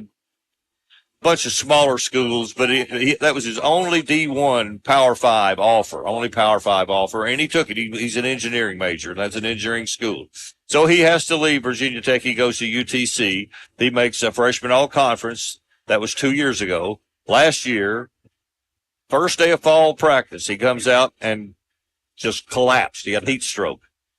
Pretty serious situation. Messed up his kidneys, had to go to some specialists, endocrinologists and things like that. And anyway, long story short, he gets all that straightened out. He missed the whole year, so we're expecting to get a medical red shirt out of that.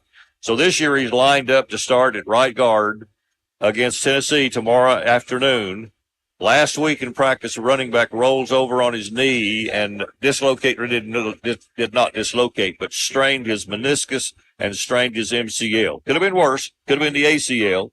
So they've put him on hold for 4 weeks. They've shortened that up some. They put him in a brace. They said, you will not go to Knoxville. You will not go to Georgia State and Atlanta the second week, but they played Mercer the third week. So, and they're Chattanooga, UT Chattanooga is picked to win the Southern Conference. Yes. So they're supposed to be pretty strong. So I love going to ball games at UT Chattanooga. We tailgate in the parking lot, which is about 50 yards from the field. I can walk over there and sit on a 50-yard line and have a seat back, and for the price of a season ticket, I can buy. You can buy one UT ticket for my season ticket. So a man on a fixed income appreciates that. Absolutely. And we're talking with Johnny Kaufman, the legend of McMinn County Broadcasting for 48 years. And a true gentleman. Sometimes in this business, you run into people who think they're a little bit cut above you. Not the man sitting beside me right now. I've known Johnny over 40 years, and I'm telling you, he would give the shirt off his back and not ask for you to return it. I'm from North Athens. I don't know anything about being stuck up, man. But one of the most amazing videos I've ever seen of a high school football player was your grandson, Bryce, when he was here at McMinn. Mm-hmm. And the video of him doing a flip into the pool. Oh, yeah. He was standing in the, waist deep in a pool. Yeah. Pool. That was at his grandparents' house, his other grandparents. And he jumps out of the pool. Yes. Yeah. That's pretty amazing. You saw that clip? Oh, I saw that clip. Amazing, I mean, that's one of the most amazing clips I've ever seen of a man his size. And what is he, like 6'4", about 290? Yeah, 6'3", 290 something, yeah. 6'3", 290, and you can turn a complete flip in the pool. He needs to be in the Olympics in 4 years. He is pretty agile, but he couldn't avoid the MCL injury last week. But he's an interesting kid. The younger one, Marshall, that plays here, is a total jock. I mean, he lives, eats, and breathes sports, except for his little girlfriend. But other than she's a McMinn Central superstar. But Bryce is not your typical jock. He doesn't keep up with the NFL, doesn't keep up with NCAA football. Oh my gosh! He's the strongest man in the room, in the weight room, even at UTC. He loves to lift weights, and he likes the physical contact. But other than that, he's just not your typical. He just doesn't. You can ask him. His old high school buddies kid him about it all. They say, "What do you think about so-and-so?" Well, I don't know. He just doesn't keep up with it. It's different. Amazing. But he's a bright young man, and then he will be an engineer, and hopefully there's the silver lining with all these injuries is that he'll be there long enough to get his master's with his scholarship. So you got to be a smart dude to be in engineering. It's not for your run of the mill student. You got to have something upstairs if you're going to major in engineering. Well, as a matter of fact, and his mama has taken some exception to this, but he has one engineering class that meets at one time and one time only, and it is a football conflict, and he cannot get around it. So he just has to miss the football time. I mean, he is your true student athlete. So, he's going to go to that engineering class because it's the only time they offer it, and he has to have it. Yes. So, he doesn't have much choice. So he's not typical of your jock.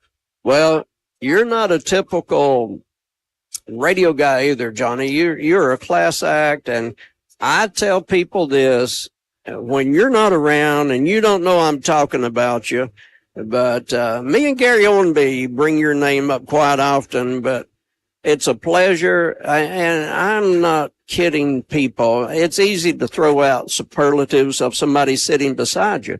But this man, Johnny Kaufman, is the best play-by-play radio announcer I've ever heard. Now, I really, really appreciate well, that. I do. You know, it won't buy you anything at Hardee's, but that's how I feel, John.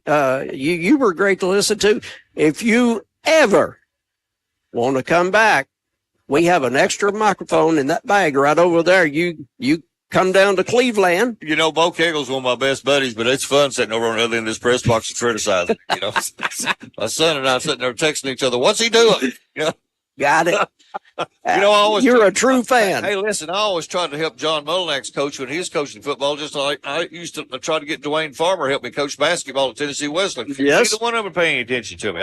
And both went on to great careers. So really, they overcame that somehow. Terry, it's been a real pleasure, buddy. I appreciate it. We'll make this at least annual, or see you in basketball. You get over to McMinn Gym, and we'll do some games there. Okay? Yes, sir. You have a good day. Thank you, Johnny Kaufman. Thank you, sir. We'll take our final break. The score at the half, 13-2. You've been listening to the Southland Finance Halftime Show on Mix 104.1. This game also on MixTV.tv. And we'll be back with the third quarter kickoff in about 30 seconds. Captain, the ship's under attack. Asteroid storm coming from all directions. We need the best team to repair this exterior damage now. Langley Roofing? Seriously? Get Langley Roofing on the phone right now, Captain's orders. Every season has its own way of attacking your roof from every angle. The quality and warranty of Langley Roofing performs so well at the best price. So when you love your roof, let Langley quote any repair or replacement. When you see a fit roof, chances are it's a Langley. Visit our family at langleyroofs.com. Welcome back to McMinn County High School. Jason Hildebrand along with Terry Evans, Greg Phillips on the call tonight. Just added another 3-minute extension to the halftime to let these teams warm up. Had a little bit long halftime. McMinn County is just now coming out of the locker room. They're going to be set to receive the second half kickoff. Like I said, trailing right now 13-2. So we got about 2:45 left to go in halftime before we get back to actual game action.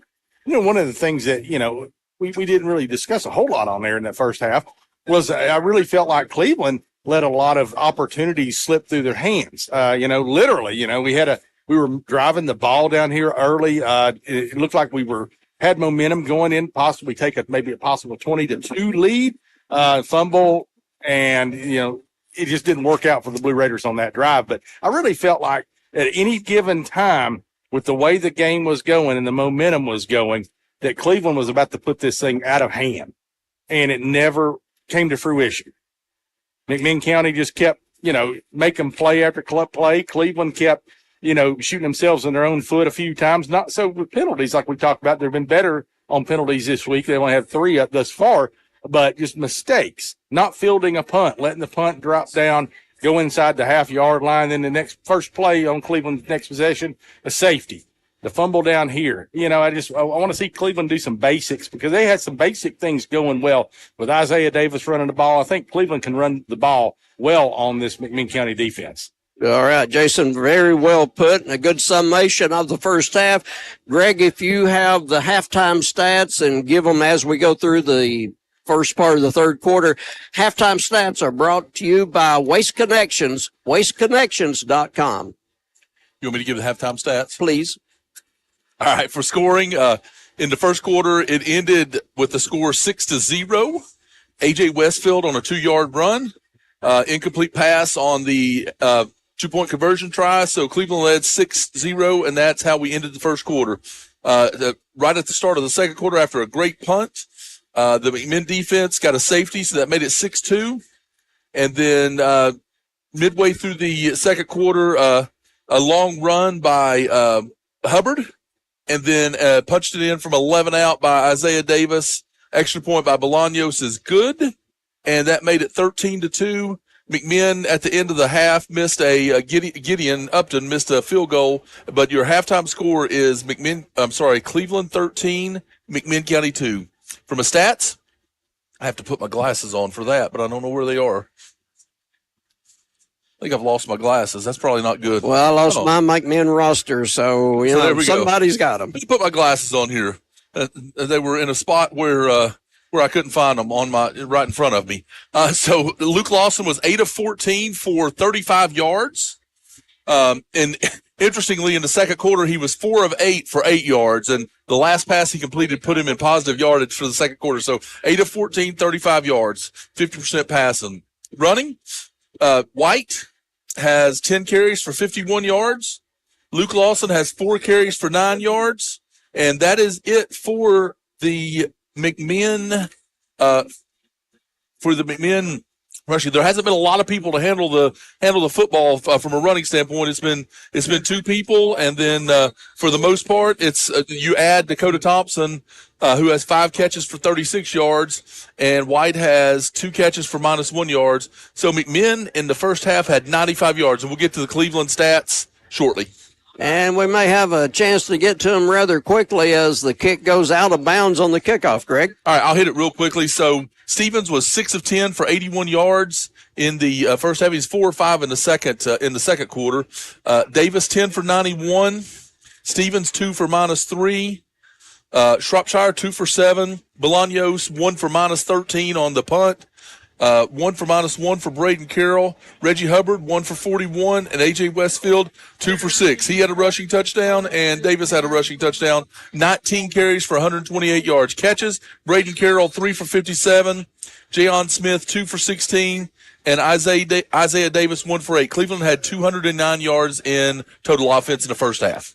And the total offensive number for McMinn just went backwards as Cleveland comes through. Nate Carter making an initial tackle, and the ball carrier White will lose a couple of yards on the first play from scrimmage. That started at the 35 because Cleveland's second half kickoff went out of bounds.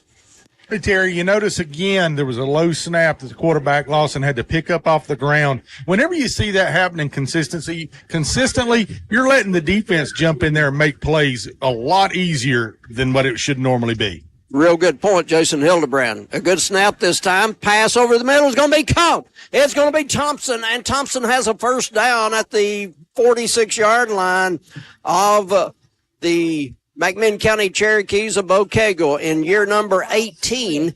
Coming into this game, Bocagle is 7-10 against the Cleveland Blue Raiders in his 17 years. Coach Tigard coming into this game, of course, second year at Cleveland. Overall record at 7-5 through the first 12 games that he's coached against the Blue Raiders. His group defeated McMinn County last year down at Cleveland High. Cleveland forward, first down. White cuts it up, and he's going to gain across midfield to about the Cleveland 48-yard line. White, he has a knack, guys. You guys have talked about it, but he has a knack for getting more yardage. Yeah, he finds the extra yardage that's not that he's getting yards that aren't being blocked, and that's what you want to see out of a running back.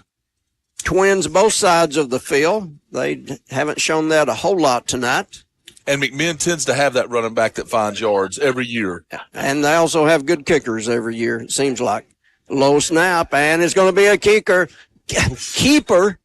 Maybe a kicker, but a keeper. And the tackle will be made again by Cleveland. Nate Carter on the tackle. Carter. And he just engulfed him when he tackled him.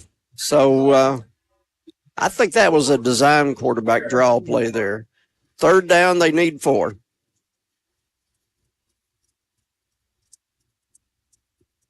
White, right side again, and it's going to be Westfield and friends bringing him down.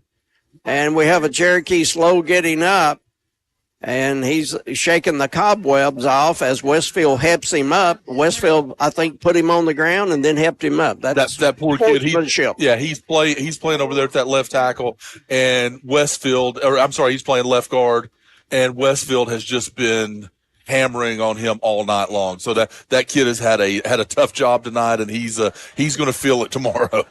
4th and 2 as quarterback gets the signal from the coaching staff. 4th and 2. Going to be close. Going to be real close. May not have it. And no, he's going to be a yard short according to where they put the measurement.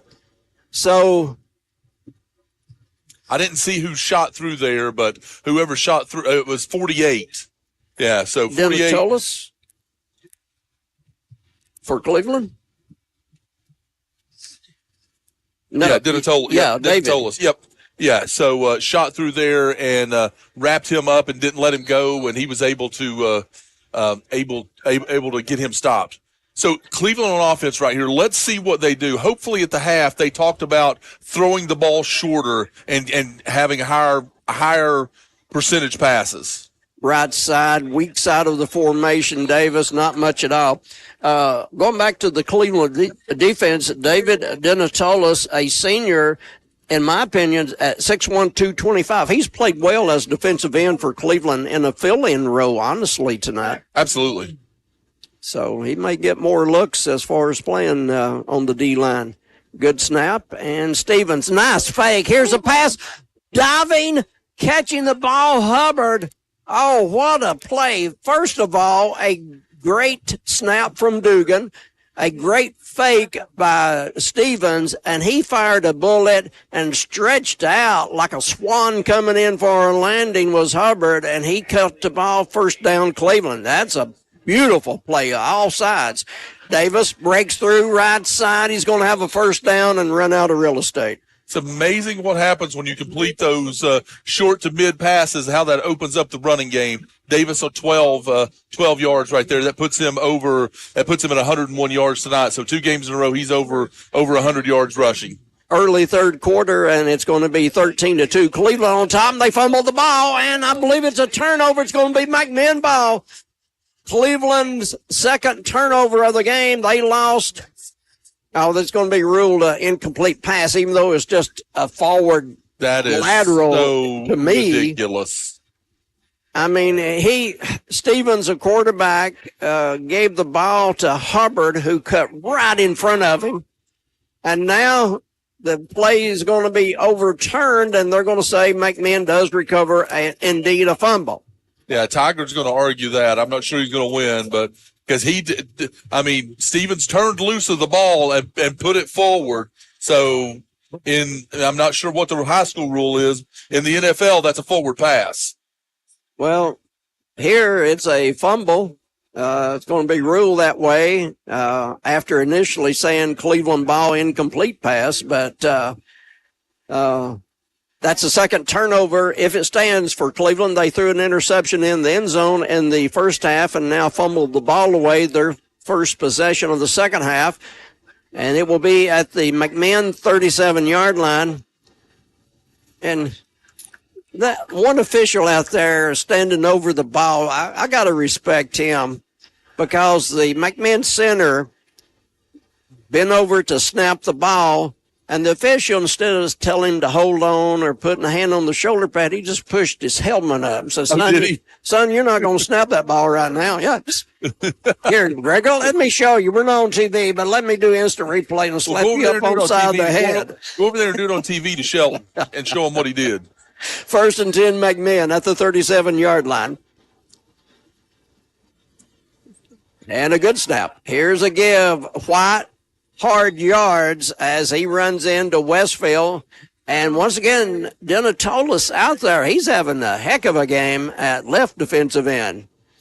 So they're going to give White a yard at best and a couple of bruises. Yeah, he's getting a lot of opportunity tonight because they're doing everything they can to stay away from Westfield. And that left guard is poor kid. I mean, Westfield has just been hammering on him and in the backfield all night long. Low snap. And a give. Here comes everybody to the right side. Thompson cuts behind the block and goes through one tackle and down at the 47-yard line as the Blue Raiders bring him down at the 47 of McMinn, just short of a first. So a third down call coming up for the Cherokees. 3rd and 1. And so let's see if Cleveland's D can hold right here. They're probably going to have to hold them twice, would be my guess. 3rd and 1. Also in for Cleveland is Jonathan West as a defensive end. Good snap. Here's White. He's going to have it. He's going to have a couple of more. Breaks 2 tackles, gets a side block that was close to a clip, but not a clip, and getting across midfield to the 47 as Shropshire limps off the field for Cleveland with an ankle injury. He was hurting badly. He came up with the tackle, but not before White moves the sticks. A Cleveland forward first down. Cleveland very late getting a player on the field. A whistle, and let's see what the play's going to be. Jason, you saw the signal, or Greg did. I was looking down. Yeah, the left tackle jumped for quite a bit early on that play from McMinn County, so push him back 5 yards. The left guard I've been talking about is over on the sidelines now. I think he's got a bloody nose. He's had a rough go of it tonight, fellas. He is earning his stripes tonight going against Westfield. 1st and 15 for the Cherokees after the 5-yard mark off. It's back in McMinn territory at the Cherokee 47. Pass, Cleveland misses a tackle, but coming up to make sure there's no more gain and stopping McMinn at midfield for Cleveland, Landon Douglas, a junior at 5'9", 220. One of the starting linebackers. Who caught that pass? Thompson? Thompson. Of course he did. Yeah, when you have a missed tackle, you can look for Thompson to be carrying the ball. He has been very shifty, like Hubbard for Cleveland. Lawson pass incomplete at the 30, and that one would have taken it home. So incomplete pass intended for Marshall Goodner, and his grandfather, Johnny Kaufman, was up here talking to us at halftime. Longtime friend, 48 years of broadcasting McMinn County football and basketball, and a true friend and a true gentleman, Johnny Kaufman. He was talking about his grandson there who caught a touchdown pass last week at Bradley. His brother plays at UTC. And so he's holding against the Cherokees. He's hard to miss. He's sitting down there with the family. He's hard to miss because he's about looks like he's about 310. Yeah, Bryce Goodner. And unfortunately, due to an injury in practice, he will not play tomorrow against UT. A lot of time. Pass going to be caught on a crossing pattern. Thompson across the 40 and out of bounds. And we've got 3 flags on the play. I think we may end up offsetting. Yeah. Because 2 flags there where the tackle, not where the tackle's made, but where a block was thrown, and then one there where Thompson was knocked out of bounds. Yeah, it's going to be a late hit on Davis. And then this is going to be a illegal block, but it's going to be interesting to see how this is called because I think they'll have to mark both penalties off because one of them was in progress and one of them was after the play. So I think the ball will start right there. It'll go back, or it'll go back 10 and up 15, which should give them a first down. I think. And here in the 3rd quarter, you've got Isaiah Davis playing safety as Braden Carroll, and you guys both have talked about Braden Carroll being attended to in the first half. Apparently a finger injury, so it's going to be Davis playing safety. No, Carroll's in the game. Carroll's playing. Yeah, Carroll's out there. All right, he is. Let's back all that up and mark off some penalty yardage. And when they stop, it's a first down, just like Greg said it was. Yeah, they went back 10 and up 15. So it is Carroll out there, and Smith is the one who's not in as safety at the present time. Cherokees with H-back to the right side, Twins wide side. That's going to be the Cleveland side as they will snap hash mark McMinn County side at the Blue Raider 33. First in. Looking. A lot of time going deep, one-on-one coverage, and there may be a flag there, and there's no. Wow. McMinn. That was a flag. Begging for a foul. No pass interference call. 1-on-1 down there as the pass is incomplete. They have a case there, I think. Well, he wasn't. First of all, he wasn't looking back at the ball, and he had his arms out, just kind of playing him like basketball, and putting his body on him. 2nd and 10.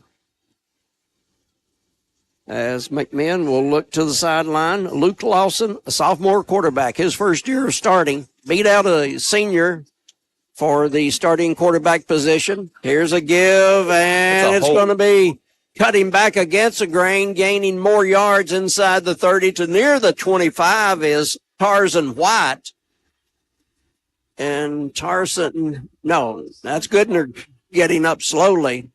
So Goodner out there blocking will be coming off the field. Marshall Goodner for the Cherokees. And 53 was turning Lorenzo right there. I mean, I'm not sure how that was not and again, it was in the wide open, so he had to have seen it.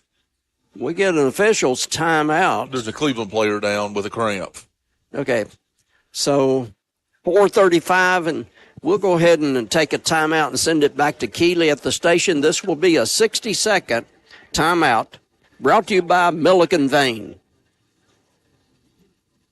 Our legal system is complex, and your case may impact several areas of the law. Don't just hire a lawyer who focuses on one thing. Hire a team of experienced attorneys ready to handle your case wherever it may lead. Call Logan Thompson, one of the area's most respected law firms. From personal injury to criminal and family law, from contract disputes to disability, the team at Logan Thompson will work together to ensure you are well represented and well compensated. Logan Thompson, we fight to win. Ready to take your career to the next level? At Tennessee Wesleyan University in Athens, our degree completion programs are designed with your busy life in mind. Whether you're balancing work, family, or both, our online classes make it possible to finish your degree on your terms. Degrees are offered in business, criminal justice, and nursing. Join a Tennessee Wesleyan family that's dedicated to your success with personalized support to help you every step of the way. Visit tnwesleyan.edu to learn more. As the Cherokees quarterback keeper on 3rd down, they get a first, quarterback out of bounds, and so move the chains. Cherokees looking for their first touchdown of the night. They're at the Cleveland 23-yard line. Clock will show 4:24 in the 3rd quarter, and Cleveland 13, McMinn 2, which was our halftime score. Here is White, and White's going to be hit by 3 Blue Raiders, Westfield, Donatellis, and we've got Westfield down.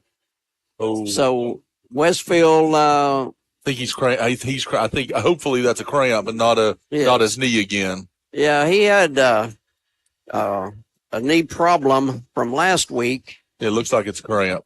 And so maybe just a cramp. And so while they're attending to A.J. Westfield Jr. on the field, let's talk a minute about some people that help bring you these ball games.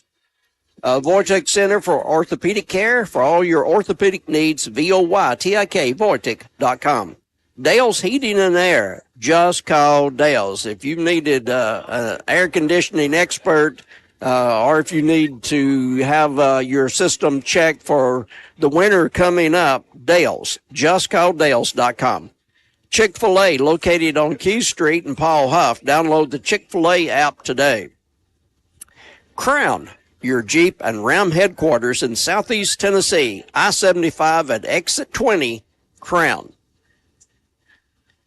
Tennessee Valley Urology bringing you touchdowns, extra points by Independent Insulation Services, your spray form experts, 423-716-3762. Extra points by Independent Insulation Services, 423-716-3762. And Luke Lawson looks. The sophomore wants to fires it too hard and incomplete. Goodner, the intended receiver at the 15, middle of the field. That one had a little bit too much speed and a little bit too much height. for Goodner to bring it down. But he was open. Over the middle. Yeah, he was open over the middle. Cleveland needs to look at that play and go, hey, receivers are open over the middle right there. They've had receivers open right there. Stevens has got to look, again, when they get the ball back, he's got to look shorter. Shropshire back in. He had to go out with his ankle hurting a while ago. On 3rd and 10, they run it up the gut. And White carries. Let's see how far he got. Nowhere near first down yardage, but he's inside the 20 at the 18-yard line. That's his 9th carry of the 3rd quarter. 4th down. And, Greg, do you want to go for the field goal here? It's going to be about a 28-yarder. 4th down and 7. And it puts you within a touchdown. So McMinn will go for it on 4th and 7. Here comes the pressure. Quarterback running, and he's down to the 10-yard line and a first down. Oh, that one's a tough one. On 4th and 7, Cleveland gives up the quarterback run for a first down. Nice job right there by Lawson, though, of getting to, finding the hole right there and getting to the yard marker. For a sophomore quarterback's first year starting, he has done well, in my opinion. He's done a nice job. He's handled the pressure well. He's really, he's seen the offense and he's handled a bunch of bad snaps. So I think he's done a really nice job. First down, knocking on the door in the key of drive zone. Here's White up the middle, and he'll slide inside the 5 to the 3-yard line. Anytime a team's within the 20-yard line, they're in the key of Cleveland drive zone. It's as easy as 1, 2, 3 on South Lee.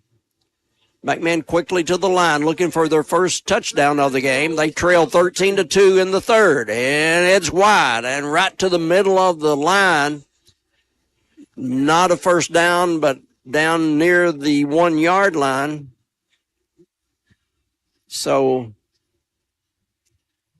at the present time, Westfield's still not in there. He went out with the cramp a moment ago. So a 3rd and 1 on the 1. So no doubt, Greg, they want 6 here. Yeah, field goal, get them very little. They need the 6. Yeah, White's going to see the ball twice here, I would guess, if he needs to. And here's the first time. He doesn't need a second time. He'll walk it to the end zone. Good blocking by the men up front. So the Cherokees have their first touchdown of the game with 1:49 to go in the 3rd quarter. And it is a 13-8 game, so a 5-point difference. It looks like Cherokees are going to go for 2. 1:49 in the 3rd. Let's see what Bo-Keiko dials up here. If they convert the 2-point conversion and a field goal would tie the game, they would make it a 3-point game. 13-8. Cleveland has led throughout the game, and McMinn will have to burn a timeout. Not the best time to me to burn a timeout, guys. Yeah, I don't think they knew what they were going to run right there, so they didn't have much of a choice. I think they were too busy celebrating the touchdown there and not gathering, what they needed to get that play in and get lined up right there. You hate to burn it if you're McMinn County to do that, but go back to the Cleveland and you look back. I mean, guys, the turnovers. And Terry, when I was talking about miscues during halftime, I forgot about the interception in the end zone. Yes. It's been a lot of Cleveland shooting themselves in the foot tonight, guys. And it's been a different situation tonight. Last week it was penalties. Tonight, some missed tackles and some situations like he just pointed out. This is going to be a 2-point attempt. Apparently, they're still huddling. But it'll be brought to you by Independent Insulation Services, your spray foam experts, 423-716-3762. Independent Insulation Services. Touchdown brought to you by Tennessee Valley Urology, tnvalleyurology.com, with offices in Cleveland and Athens. It's a give and going in. For the Cherokees, look like number 8. Peanut Dyer, Jacarian Dyer. Dyer for the 2-point conversion. I don't think that's Peanut. The Peanut is Josiah. Jacarian Dyer's first carry of the game. 191-pound guy carrying the mail, and it's a 3-point game in Athens. Cleveland 13, McMinn 10. We'll be back in 60 seconds with the kickoff. Sports on Mix 104.1, supplied all season long by Wholesale Supply Group, open to the public. At Southland Finance, they are neighbors helping neighbors. Personal, installment, and consolidation loans up to $20,000. If you need extra cash, call the team at Southland Finance. They offer a convenient drive-through and an after-hours drop box for payments. Southland Finance is located at 950 25th Street, right in front of Ace Hardware. Call them at 423-458-3007 or visit them online at southlandfinance.net. All loans subject to credit approval. Imagine a truck that doesn't just own the road, it dominates it. It's not just about the destination. It's about the journey. And our new GMC Sierra is elevating every moment of that journey for me. It's not just a truck. It's a lifestyle. Don Ledford didn't just sell me a truck. They saw the lifestyle I wanted and they found me that truck.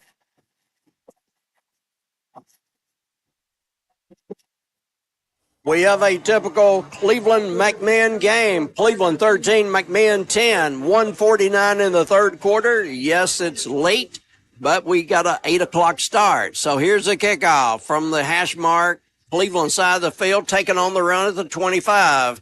And Cleveland will fumble the football near the 40. I think the Blue Raiders have recovered. So we will not witness turnover number 3. They've turned it over on interception and a fumble. This time they recover their own fumble, so give the ball to Cleveland, leading by only 3 at 13-10. And 2 more fumbles they didn't lose. I only remembered the one other one, so. Maybe you're right. No, if you say it's 2, it's 2. Then maybe just 1. No, you're the official statistician. Well, I don't have that down, so that's me trying to remember. You might be thinking about the kneel down on the punt. That's probably you're right. You're right. Good snap. Stevens will give to Davis. Right side. Look out. Up to midfield and double team to bring down. And we've got 2 Cherokees on the ground as they've got to stop the clock here because you got 2 Cherokees, one slowly getting up, looks like cramps, and the other one's still down. So there's a penalty flag over there as well. So maybe a hit out of bounds or, some extracurricular activities. Davis went for 14 yards to midfield. And see which way they mark it.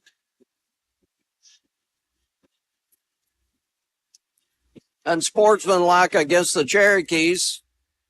It was right in front of the Cleveland bench. And so don't know what was said or done over there across the field from us at the Cleveland bench, but Davis goes a nice 14 yards, and then you put 15 with it, and Cleveland has the ball right on the 35 of McMinn. He probably just told him, nice job, and tried to help him up, and the officials took it wrong.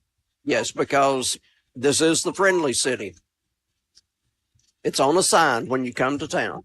The friendly city. Where's Keith Ornwine when you need him? He's living a hard life. The young man is on vacation, so he is not with us tonight. So Bradley Central in a big win tonight, 14-6. Was it 14-6, Chase? 14-6 they win. As they beat Tyner. Sam Sarton, H-back. Here's a high snap again. Davis has more running room, and I think the Cleveland offensive line may be wearing down the Cherokees because Davis will shoot through the line inside the 30 to the 29. It's time they start doing that. They should have been doing that the whole game. I've been screaming out loud for this. There's nothing wrong with running the ball and getting good yardage. I'm an old school guy. Okay. There's a lot. You can take school guy out. Okay. You're just old. Okay, I'm just old. My doctor tells me that all the time. But there's nothing wrong with that. Hey, I'll take 6 yards. I'll take 6 yards of play on first down. Deep right sideline, 101, fingertip, can't control, flag on the play. Looks like it might be on the Cherokees, as Cleveland had a 1-on-1 in the end zone. Braden Carroll couldn't bring it down. That's not a penalty. That's a football play. Yeah. Yeah. Yeah, they Braden Carroll, the intended receiver. Yeah, the Cherokee. Yeah, I'm not sure. I'm not sure I agree with that. I agree with you guys. That from here didn't look like interference. Yeah, that was a football play. Both of them were going after it, and that's a football play. So Cleveland will get a first down at the 15-yard line. Hash mark Cleveland side of the field. Davis 2 steps behind the quarterback, and they move Sam Sarton over to the middle of the field and run behind him. Davis right up the gut. Whoa, a high tackle. He spun around. He still gets a couple of yards as the Cherokees tried to take the helmet off and scalp him. So second down coming up for Cleveland with 30 seconds to go in the third quarter. It's a nice hard run right there by Davis. And Cleveland looked They're going to let the clock run out. So they will not snap it again. They're going to the sideline. And so it's going to be end of the third quarter. I was making sure before we sent it back to the station. At the end of 3 here on Mix 104.1, it's going to be Cleveland 13, McMinn 10. Don't go away. It's a 3-point game. In Athens, we go to the fourth quarter right after this. Sports on Mix 104.1, supplied all season long by Wholesale Supply Group, open to the public. At Wholesale Supply, we're more than just a plumbing, electrical, and HVAC supplier. We're your partners in success. Join our family of customers today and experience the benefits of partnering with us. Enjoy free local delivery so you can focus on what you do best, getting the job done. With wholesale pricing, you'll save big on every purchase. Plus, our fast, friendly support team is here to assist you every step of the way. Our vast selection from top manufacturers ensures you'll find everything you need all under one roof. Find a location near you. Visit wholesalesupply.us for more. And remember, Wholesale Supply, open to the public. At Southland Finance, they are neighbors helping neighbors. Personal, installment, and consolidation loans up to $20,000. If you need extra cash, call the team at Southland Finance. They offer a convenient drive-through and an after-hours drop box for payments. Southland Finance is located at 950 25th Street, right in front of Ace Hardware. Call them at 423-458-3007 or visit them online at southlandfinance.net. All loans subject to credit approval. We go to the fourth quarter on Mix 104.1 as we had 8 o'clock kickoff tonight instead of the normal 7. What time is it, Terry? Is it like 11:45? 10 in the evening Eastern time. Cleveland has the ball, trying to extend a 13-10 lead. The ball will be at the 12 of McMinn County. They move both tight ends to the left. Motion to the quarterback. A high snap. First one tonight, but he still gets it to Davis, and Davis is going to be smothered at the 15-yard line. Flag on the play. Hold on. Let's see what this one is. That's going to be a face mask. It couldn't be holding because he didn't have much blocking. So it's going to be against the Cherokees. They've been the recipient of some interesting calls here lately as we move it to the fourth quarter. Thanks to Keeley back at the station, making everything go well, and also Ryan Felton for helping out early in the broadcast. So we appreciate everybody back there. We have good news, and then we have real good news. The good news is it will be a very short post-game show brought to you by Jenkins because of the late start. And then even better news, Hardy's Friday Night Blitz will have Andy Jenkins and Ryan Lovelace, and that's worth staying up late for. That was only a 5-yard face mask right there. That's interesting. I thought it would be the big one. Davis, left side, had an opening for a moment and then took a pounding. I didn't see who that was, but somebody came out of nowhere. Somebody put the wood to Isaiah Davis. Isaiah bounces up, but, I mean, he was going full speed, and somebody was going full speed that hit him square on. And luckily both guys are up now. 11:15 to go in the game. Cleveland by 3. Davis, 17 carries, 134 yards right now. So, again, he hits a 100-yard mark like he did last week. Had 146 last week. Inside the 5, Davis, and he runs between two would-be tacklers, still short of the touchdown. But, I mean, he split two guys who were trying to bring him down. And Cleveland sent in different personnel. They gave him the touchdown on that. I never saw that signal. I didn't either, but they gave him a touchdown. Well, the scoreboard shows 19, but we never saw any hands raised by an official. Give Davis the touchdown. So he had 2 last week, 2 this week. Here's the snap. Kick in the air. Bolaño's kick is good. And Cleveland extends the lead to 20-10, and we'll be back in 60. Sports on Mix 104.1, supplied by all season long by Wholesale Supply Group, open to the public. Love supporting local? Then you'll love shopping with Crown Chrysler Dodge Jeep Ram of Cleveland, your hometown dealer. We're happy to be part of this community and proud to serve you with the better way to buy and service. We strive to have something for everyone in our inventory. Come find your perfect ride today. And we'll deliver yours to your door. Visit your hometown dealer today. Crown Chrysler Dodge Jeep Ram of Cleveland, the better way to buy and service.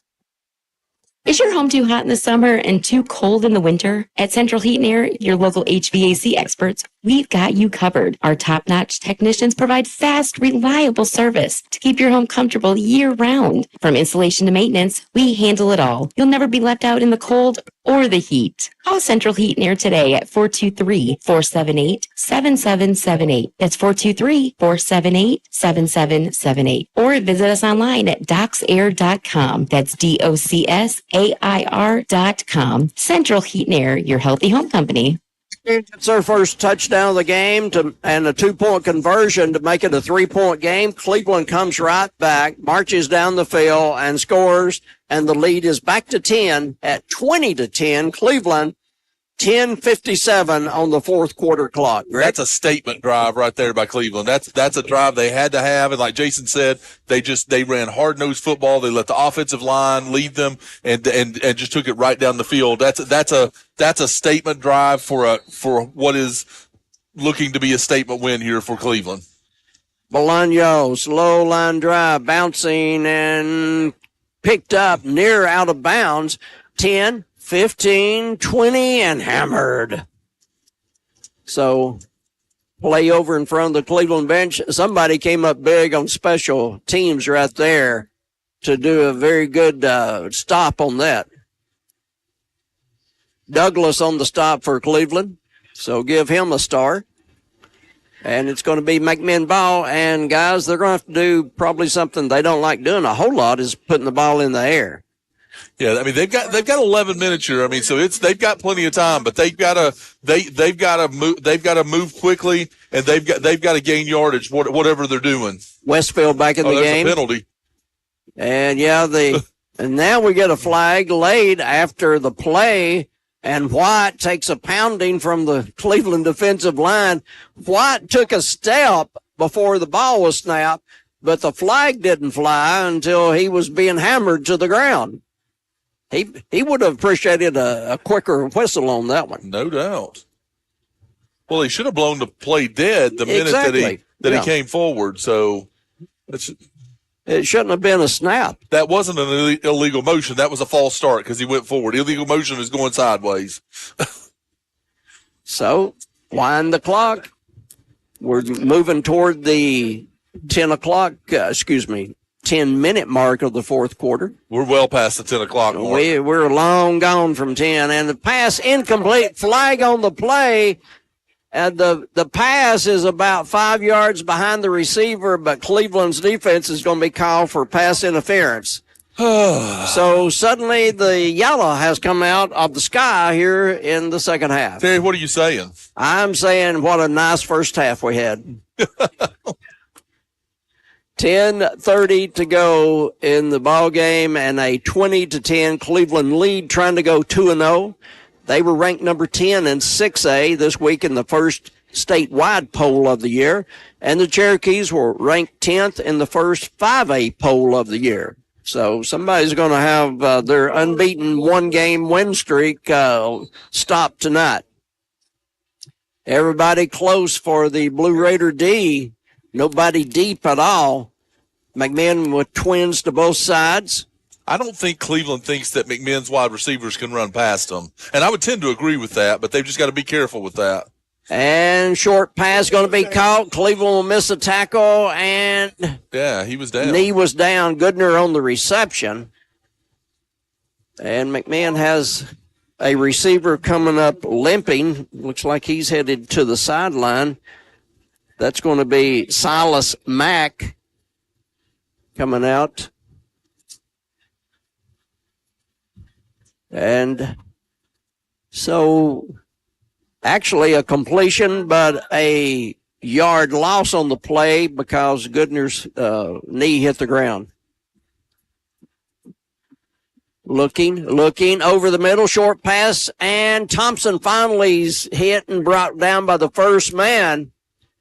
And that's going to be Boyd, Sawyer Boyd on the tackle. And looks like we've got Thompson down. He took a nice hit from Sawyer Boyd, who's much bigger than he. Thompson, a shifty guy, but he's small in stature and weight, and Boyd lowered the boom on him after the catch. With the stoppage in play, we're going to stop it right here. 9:29 to go in the game. Cleveland 20, McMinn 10, and we'll be back in 60. Smith Family McDonald's salutes all student athletes and their families for the sacrifices they make on the field, but especially in the classroom. Smith Family McDonald's, a Cleveland and Bradley County tradition. Visit Smith Family McDonald's all across our area. Congratulations to Cleveland High School on the next 50 years from Smith Family McDonald's. Have you heard? The Town Squire presents Student of the Month. Come in and register if you attend Bradley, Cleveland, or Walker Valley. Win a t-shirt or performance knit pullover, drawing each month of the school term. The Town Squire's new slogan is offering t-shirts to tuxedos and anything in between. Flag shirts, suits, sport coats, and shoes. The Town Squire, your local clothier since 1977. The shop that appreciates the customer. Stewart Park Plaza, Key Street, Cleveland. Here's the pass, incomplete to Goodner after Thompson comes off the field under his own power, limping. And so McMinn and a flag on the play. It's going to be 3rd and 10, depending on what happens with the flag. I'm probably going to decline this. Hold against McMinn. Greg and Jason decline the penalty, and so does Cleveland to make it 4th and 10. Yeah. Good coaching, guys. Good coaching. Thanks. Next week, Greg, this one could be a dandy. It's going to be the number 6 ranked Walker Valley Mustangs coming down to Cleveland. They're up 34-0 on Polk County right now, deep in the 4th. If these hold, then it's going to be 2 undefeated and county rivals. Nice boot by the freshman punter. Going to be caught at the 35. Hubbard reverses his field and gets back to the 37. So before you get back into that, look what happens when you catch the punt. It doesn't roll. Sorry, go ahead, Terry. My point. But no, I think you're right. I think that's going to be a dandy next week at Cleveland High School with Walker Valley and Cleveland. Both have really good defenses. Both have explosive offenses, so it's going to be interesting to see what happens when those things go against each other, and I can't wait to see it. Well, also Cleveland has added incentive trying to pay back for the loss last year, and Walker Valley trying to show again that they are to be reckoned with. They went to the semifinals last year, and so. 2 teams with a lot riding on the game. Davis, a couple of yards, is slung forward. He didn't have much, and the tackle threw him forward for a couple of yards. But, Greg, let's get it down to where it should be.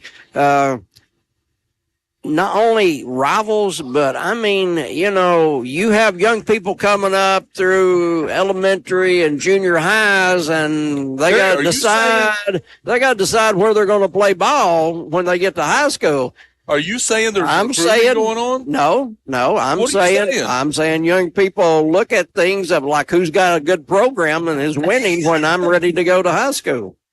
Are you about ready to go to high school? No, I'm not quite advanced there yet. It's third grade is tough. Here's Davis for a couple of yards short of the first. The ball will be at the 45-yard line. But it has been the best 3 years of my life in third grade. So found a grade you liked and stuck with it. Hey, it looked good. I matured a lot in third grade. Let's put it that way. Did you ever drive to third grade? No, but me and Daddy walked to the school together because we were both in the same grade. From the Cleveland 45-yard line, third, and they need a long two. Clock at 7:40 and counting down. Cleveland up at 20-10. Good snap again from Dugan. He's only had one bad snap. Davis bounces outside and down the sidelines.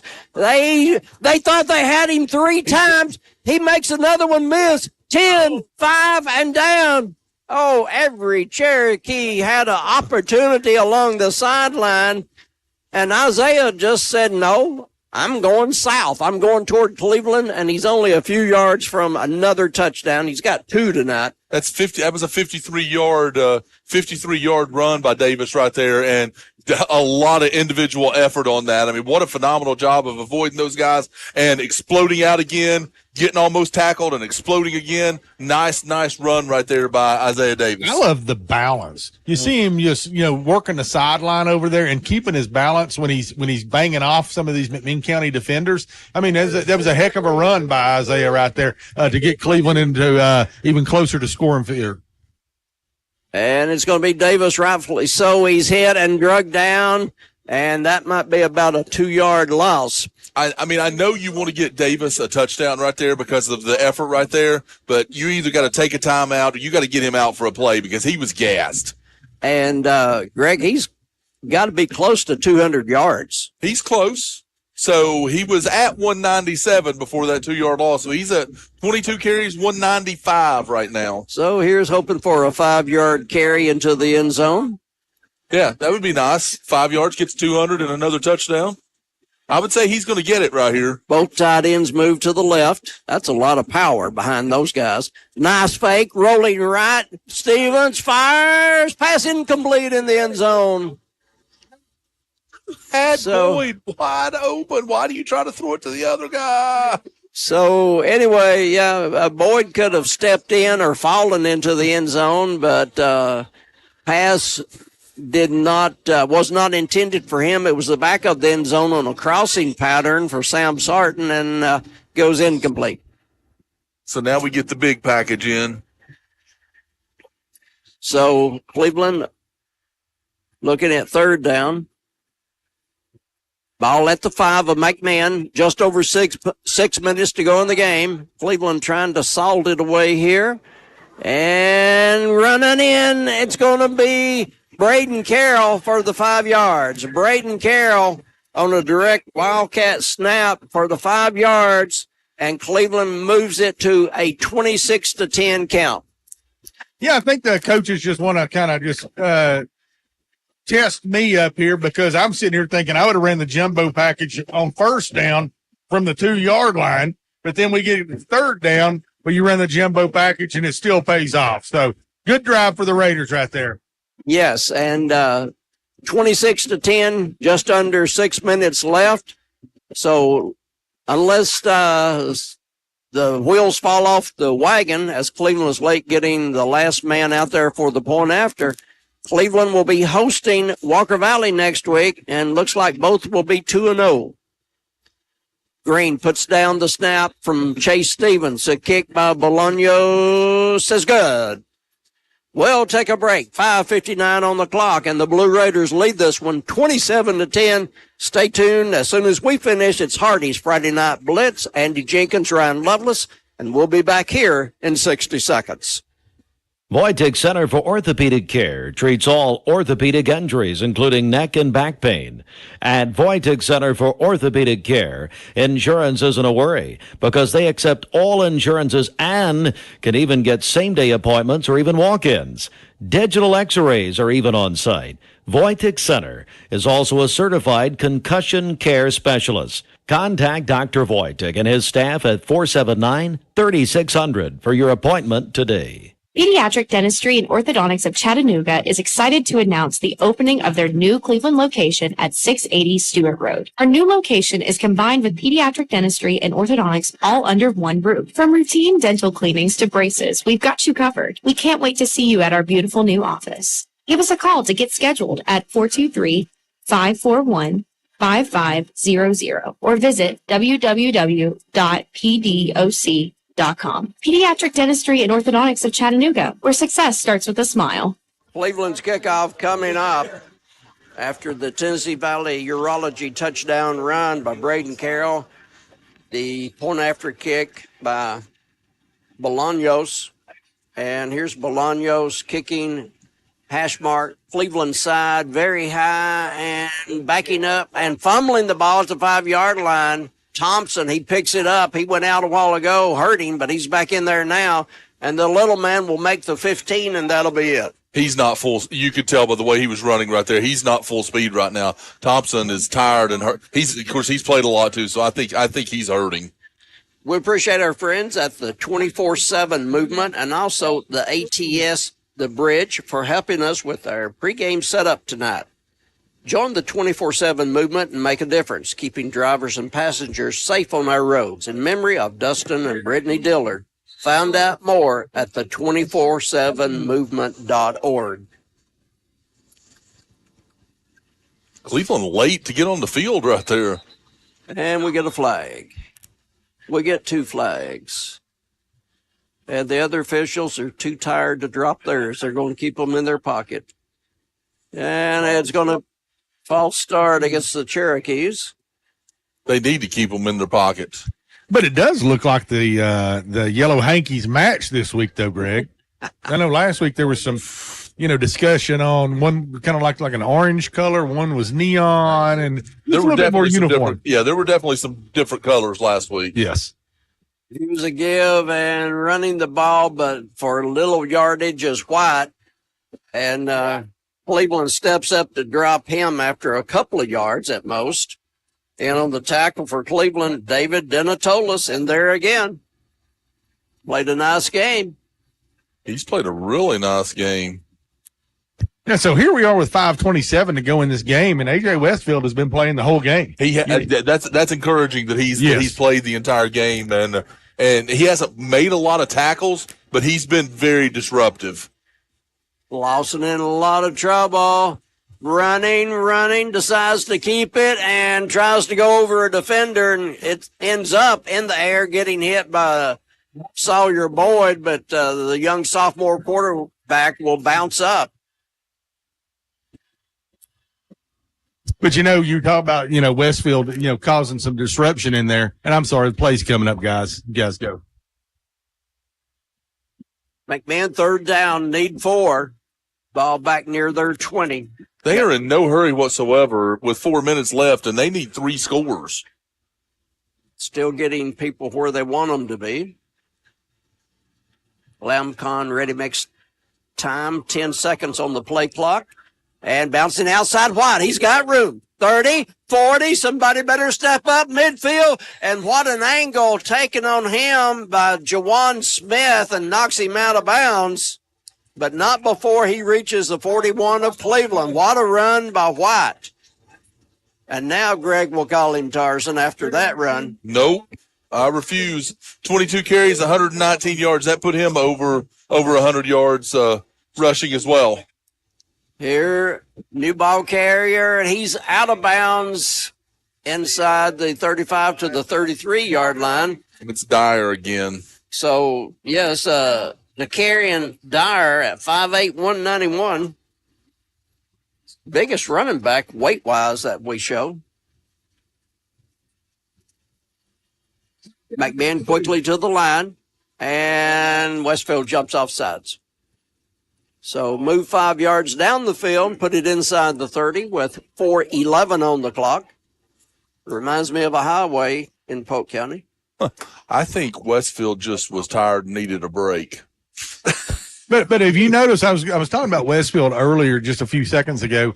Have you noticed he's moving on different parts of the line? So he's wearing out both sides of the line. So they're all getting some from, AJ Westfield. Yeah, and he's been, like I say, he hasn't made a lot of tackles, but he has been very disruptive. From the 28-yard line of Cleveland, Blue Raiders up. And it's going to be Lawson, quarterback, running, and he's forced out of bounds. Flag on the play away. And now 2 flags on the play. It's going to be a late hit on the Blue Raiders. There's a third one as well. There was one on the field early on. So we've got flags everywhere. One at the 12-yard line, and that was away from the contact on the sideline. And so as they straighten it out, maybe we can take about 15 minutes to straighten this out because the game's not been long enough. So to say once again, we've been instructed that post-game, brought to you by Jenkins, will have to be a very short post-game. We've got a defensive hold against Cleveland. So Jenkins' post-game show will be short, and then quickly we'll send it to the station for Hardy's Friday Night Blitz. Andy Jenkins, Ryan Lovelace, with stories to tell and scores to tell you about. So I guess okay, now we're going to get the second flag, personal foul. Yeah, okay. So when all of that is settled, the ball's inside the 10-yard line of Cleveland. 3:50 on the clock. A 27-10 count in favor of the Blue Raiders. So McMinn looking for touchdown number 2 on the evening as they are at the 4-yard line. Play clock brought to you by Lamcon and Bradley Concrete down to 22 seconds. There's the snap. White with the ball. He's crashed from the side, and then Westfield will finish the deal. Nice play by Cleveland that time. And White is down. So, been a rough night for the Cherokees with the cramps and the injuries.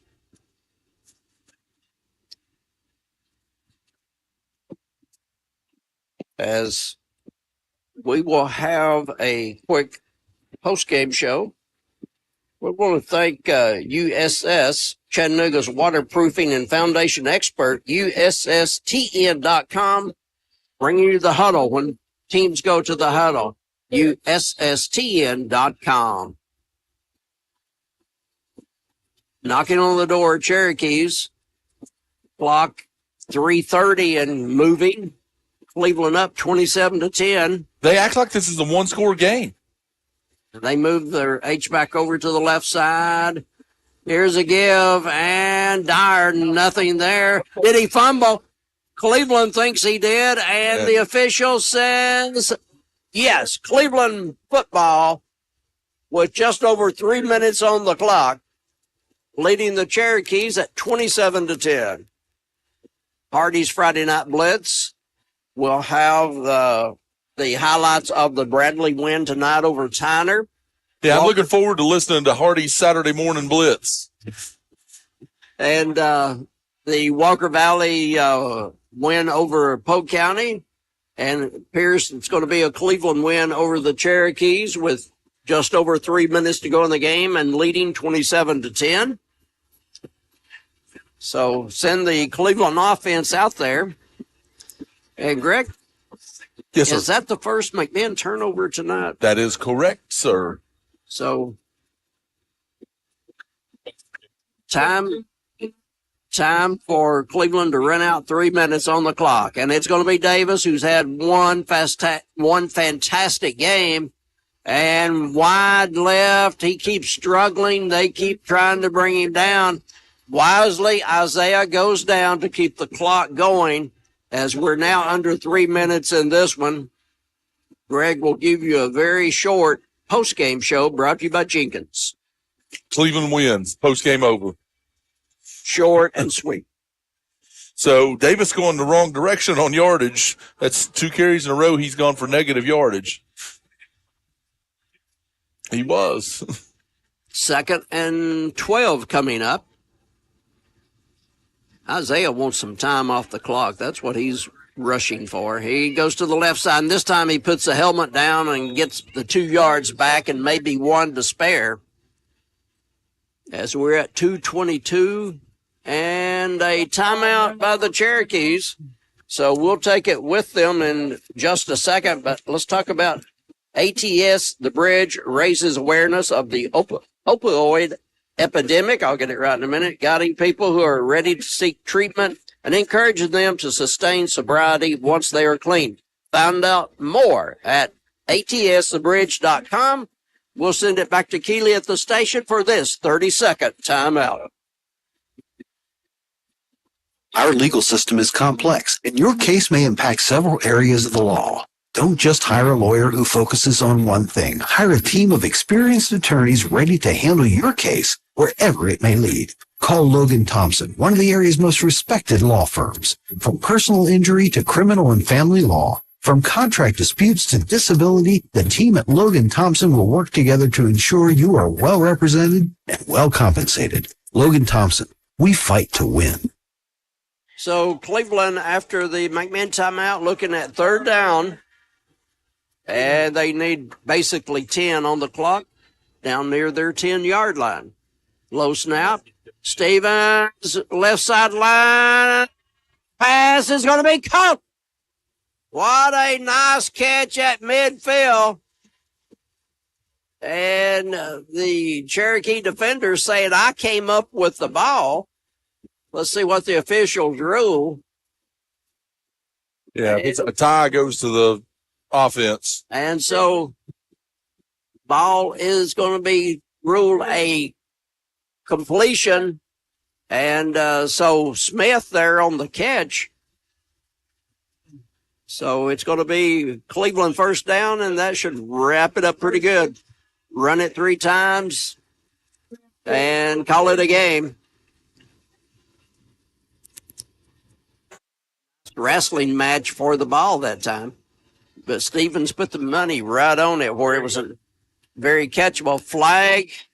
And Davis runs the ball for probably 8 yards. Yeah, that would have put him over 200 again.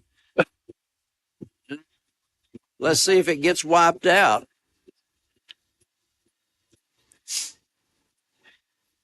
And the official walking toward the press box. Yep. Face mask against the Cherokees. So that will be a 1st down. And 1:40 on the clock. So a couple more runs, and Greg can start packing equipment. Talking about packing equipment, I feel sorry for Austin and Gideon, who have to unpack, take down all this TV equipment for mixedtv.tv and then load it into the van and head to the house. I'm sure all those announcers over there will help them do all that, though. Yes, professionals will. This gang, no, we're out the door. So Davis over 200 yards, 25 for 204, 2 touchdowns. Phenomenal night for him. Clock running at 1:10, and Cleveland having trouble deciding who goes where. And there's a snap, the kneel down by Chase Stevens. And so we'll have the postgame show in just about a minute. Or we could pull a first for Mix 104.1 and do the postgame during the game. Greg, if you got stats, go for it. All right, let's go with the stats. Your scoring tonight is in the first quarter, Cleveland was up at the end of the first 6-0. At the half, it was 13-2. Into the third, 13-10. So McMinn had a touchdown and a 2-point conversion there to make it 13-10. And then it was all Cleveland in the fourth quarter. Davis with a 3-yard run, Carroll with a 5-yard run. Both extra points were good. So that's going to make your final 27-10. For McMinn County, Dyer had the only touchdown. White was 23 for 116. Lawson 8 for 36 passing. Lawson was 13 for 22, 71 yards. And Dakota Thompson had 9 for 73. So 243 total yards tonight for McMinn County. For Cleveland, had a great second half. Cleveland in the second half had 160 yards, 370 yards of total offense. Chase Stevens only completed 7 passes tonight, but he was 7 of 12 for 128 yards, and he had an interception. Isaiah Davis carried the mail tonight, 25 for 204 and 2 touchdowns. Braden Carroll had 2 rushes for 4 yards and a touchdown, and Reggie Hubbard had 2 for 6, and Hubbard had a touchdown. No, A.J. Westfield was 2 for 6 with a touchdown. Sorry. I got the wrong line here. It's late. And then Hubbard was 1 for 41. Cleveland had 242 yards rushing tonight on 32 carries. Braden Carroll, 3 catches for 57 yards. Jayon Smith, after the 47-yarder here late in the fourth quarter, had 3 catches for 63 yards. And Hubbard had 1 for 14. So, again, Cleveland had 370 yards.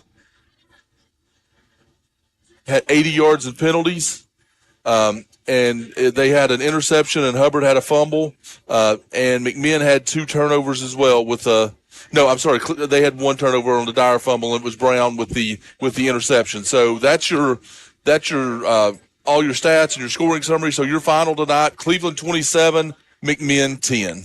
That's going to wrap the broadcast up. From McMinn County High School, thank you for joining us wherever you are, whether it was on the regular signal or watching mixtv.tv and have your volume up for us, or wherever on the app or anywhere else. Thanks for listening. Do we need to do a player of the game? Yes. Or no? Yes. It's hard. It's kind of a little bit tough, but Isaiah Davis made it the decision a little bit easier. I do want to commend Chase Stevens going out there tonight, though. His team, and he stuck in there the whole game. There was no rotation of quarterbacks. He actually played very, very well tonight, but player of the game, Isaiah Davis. Denatellis played really well tonight on defense as well. But when you go over 200 yards, 25 carries, it's hard to not give them the player of the game. Or you could give it to the Pirates of the Caribbean guy over here that's walking into the Cleveland huddle. That's interesting.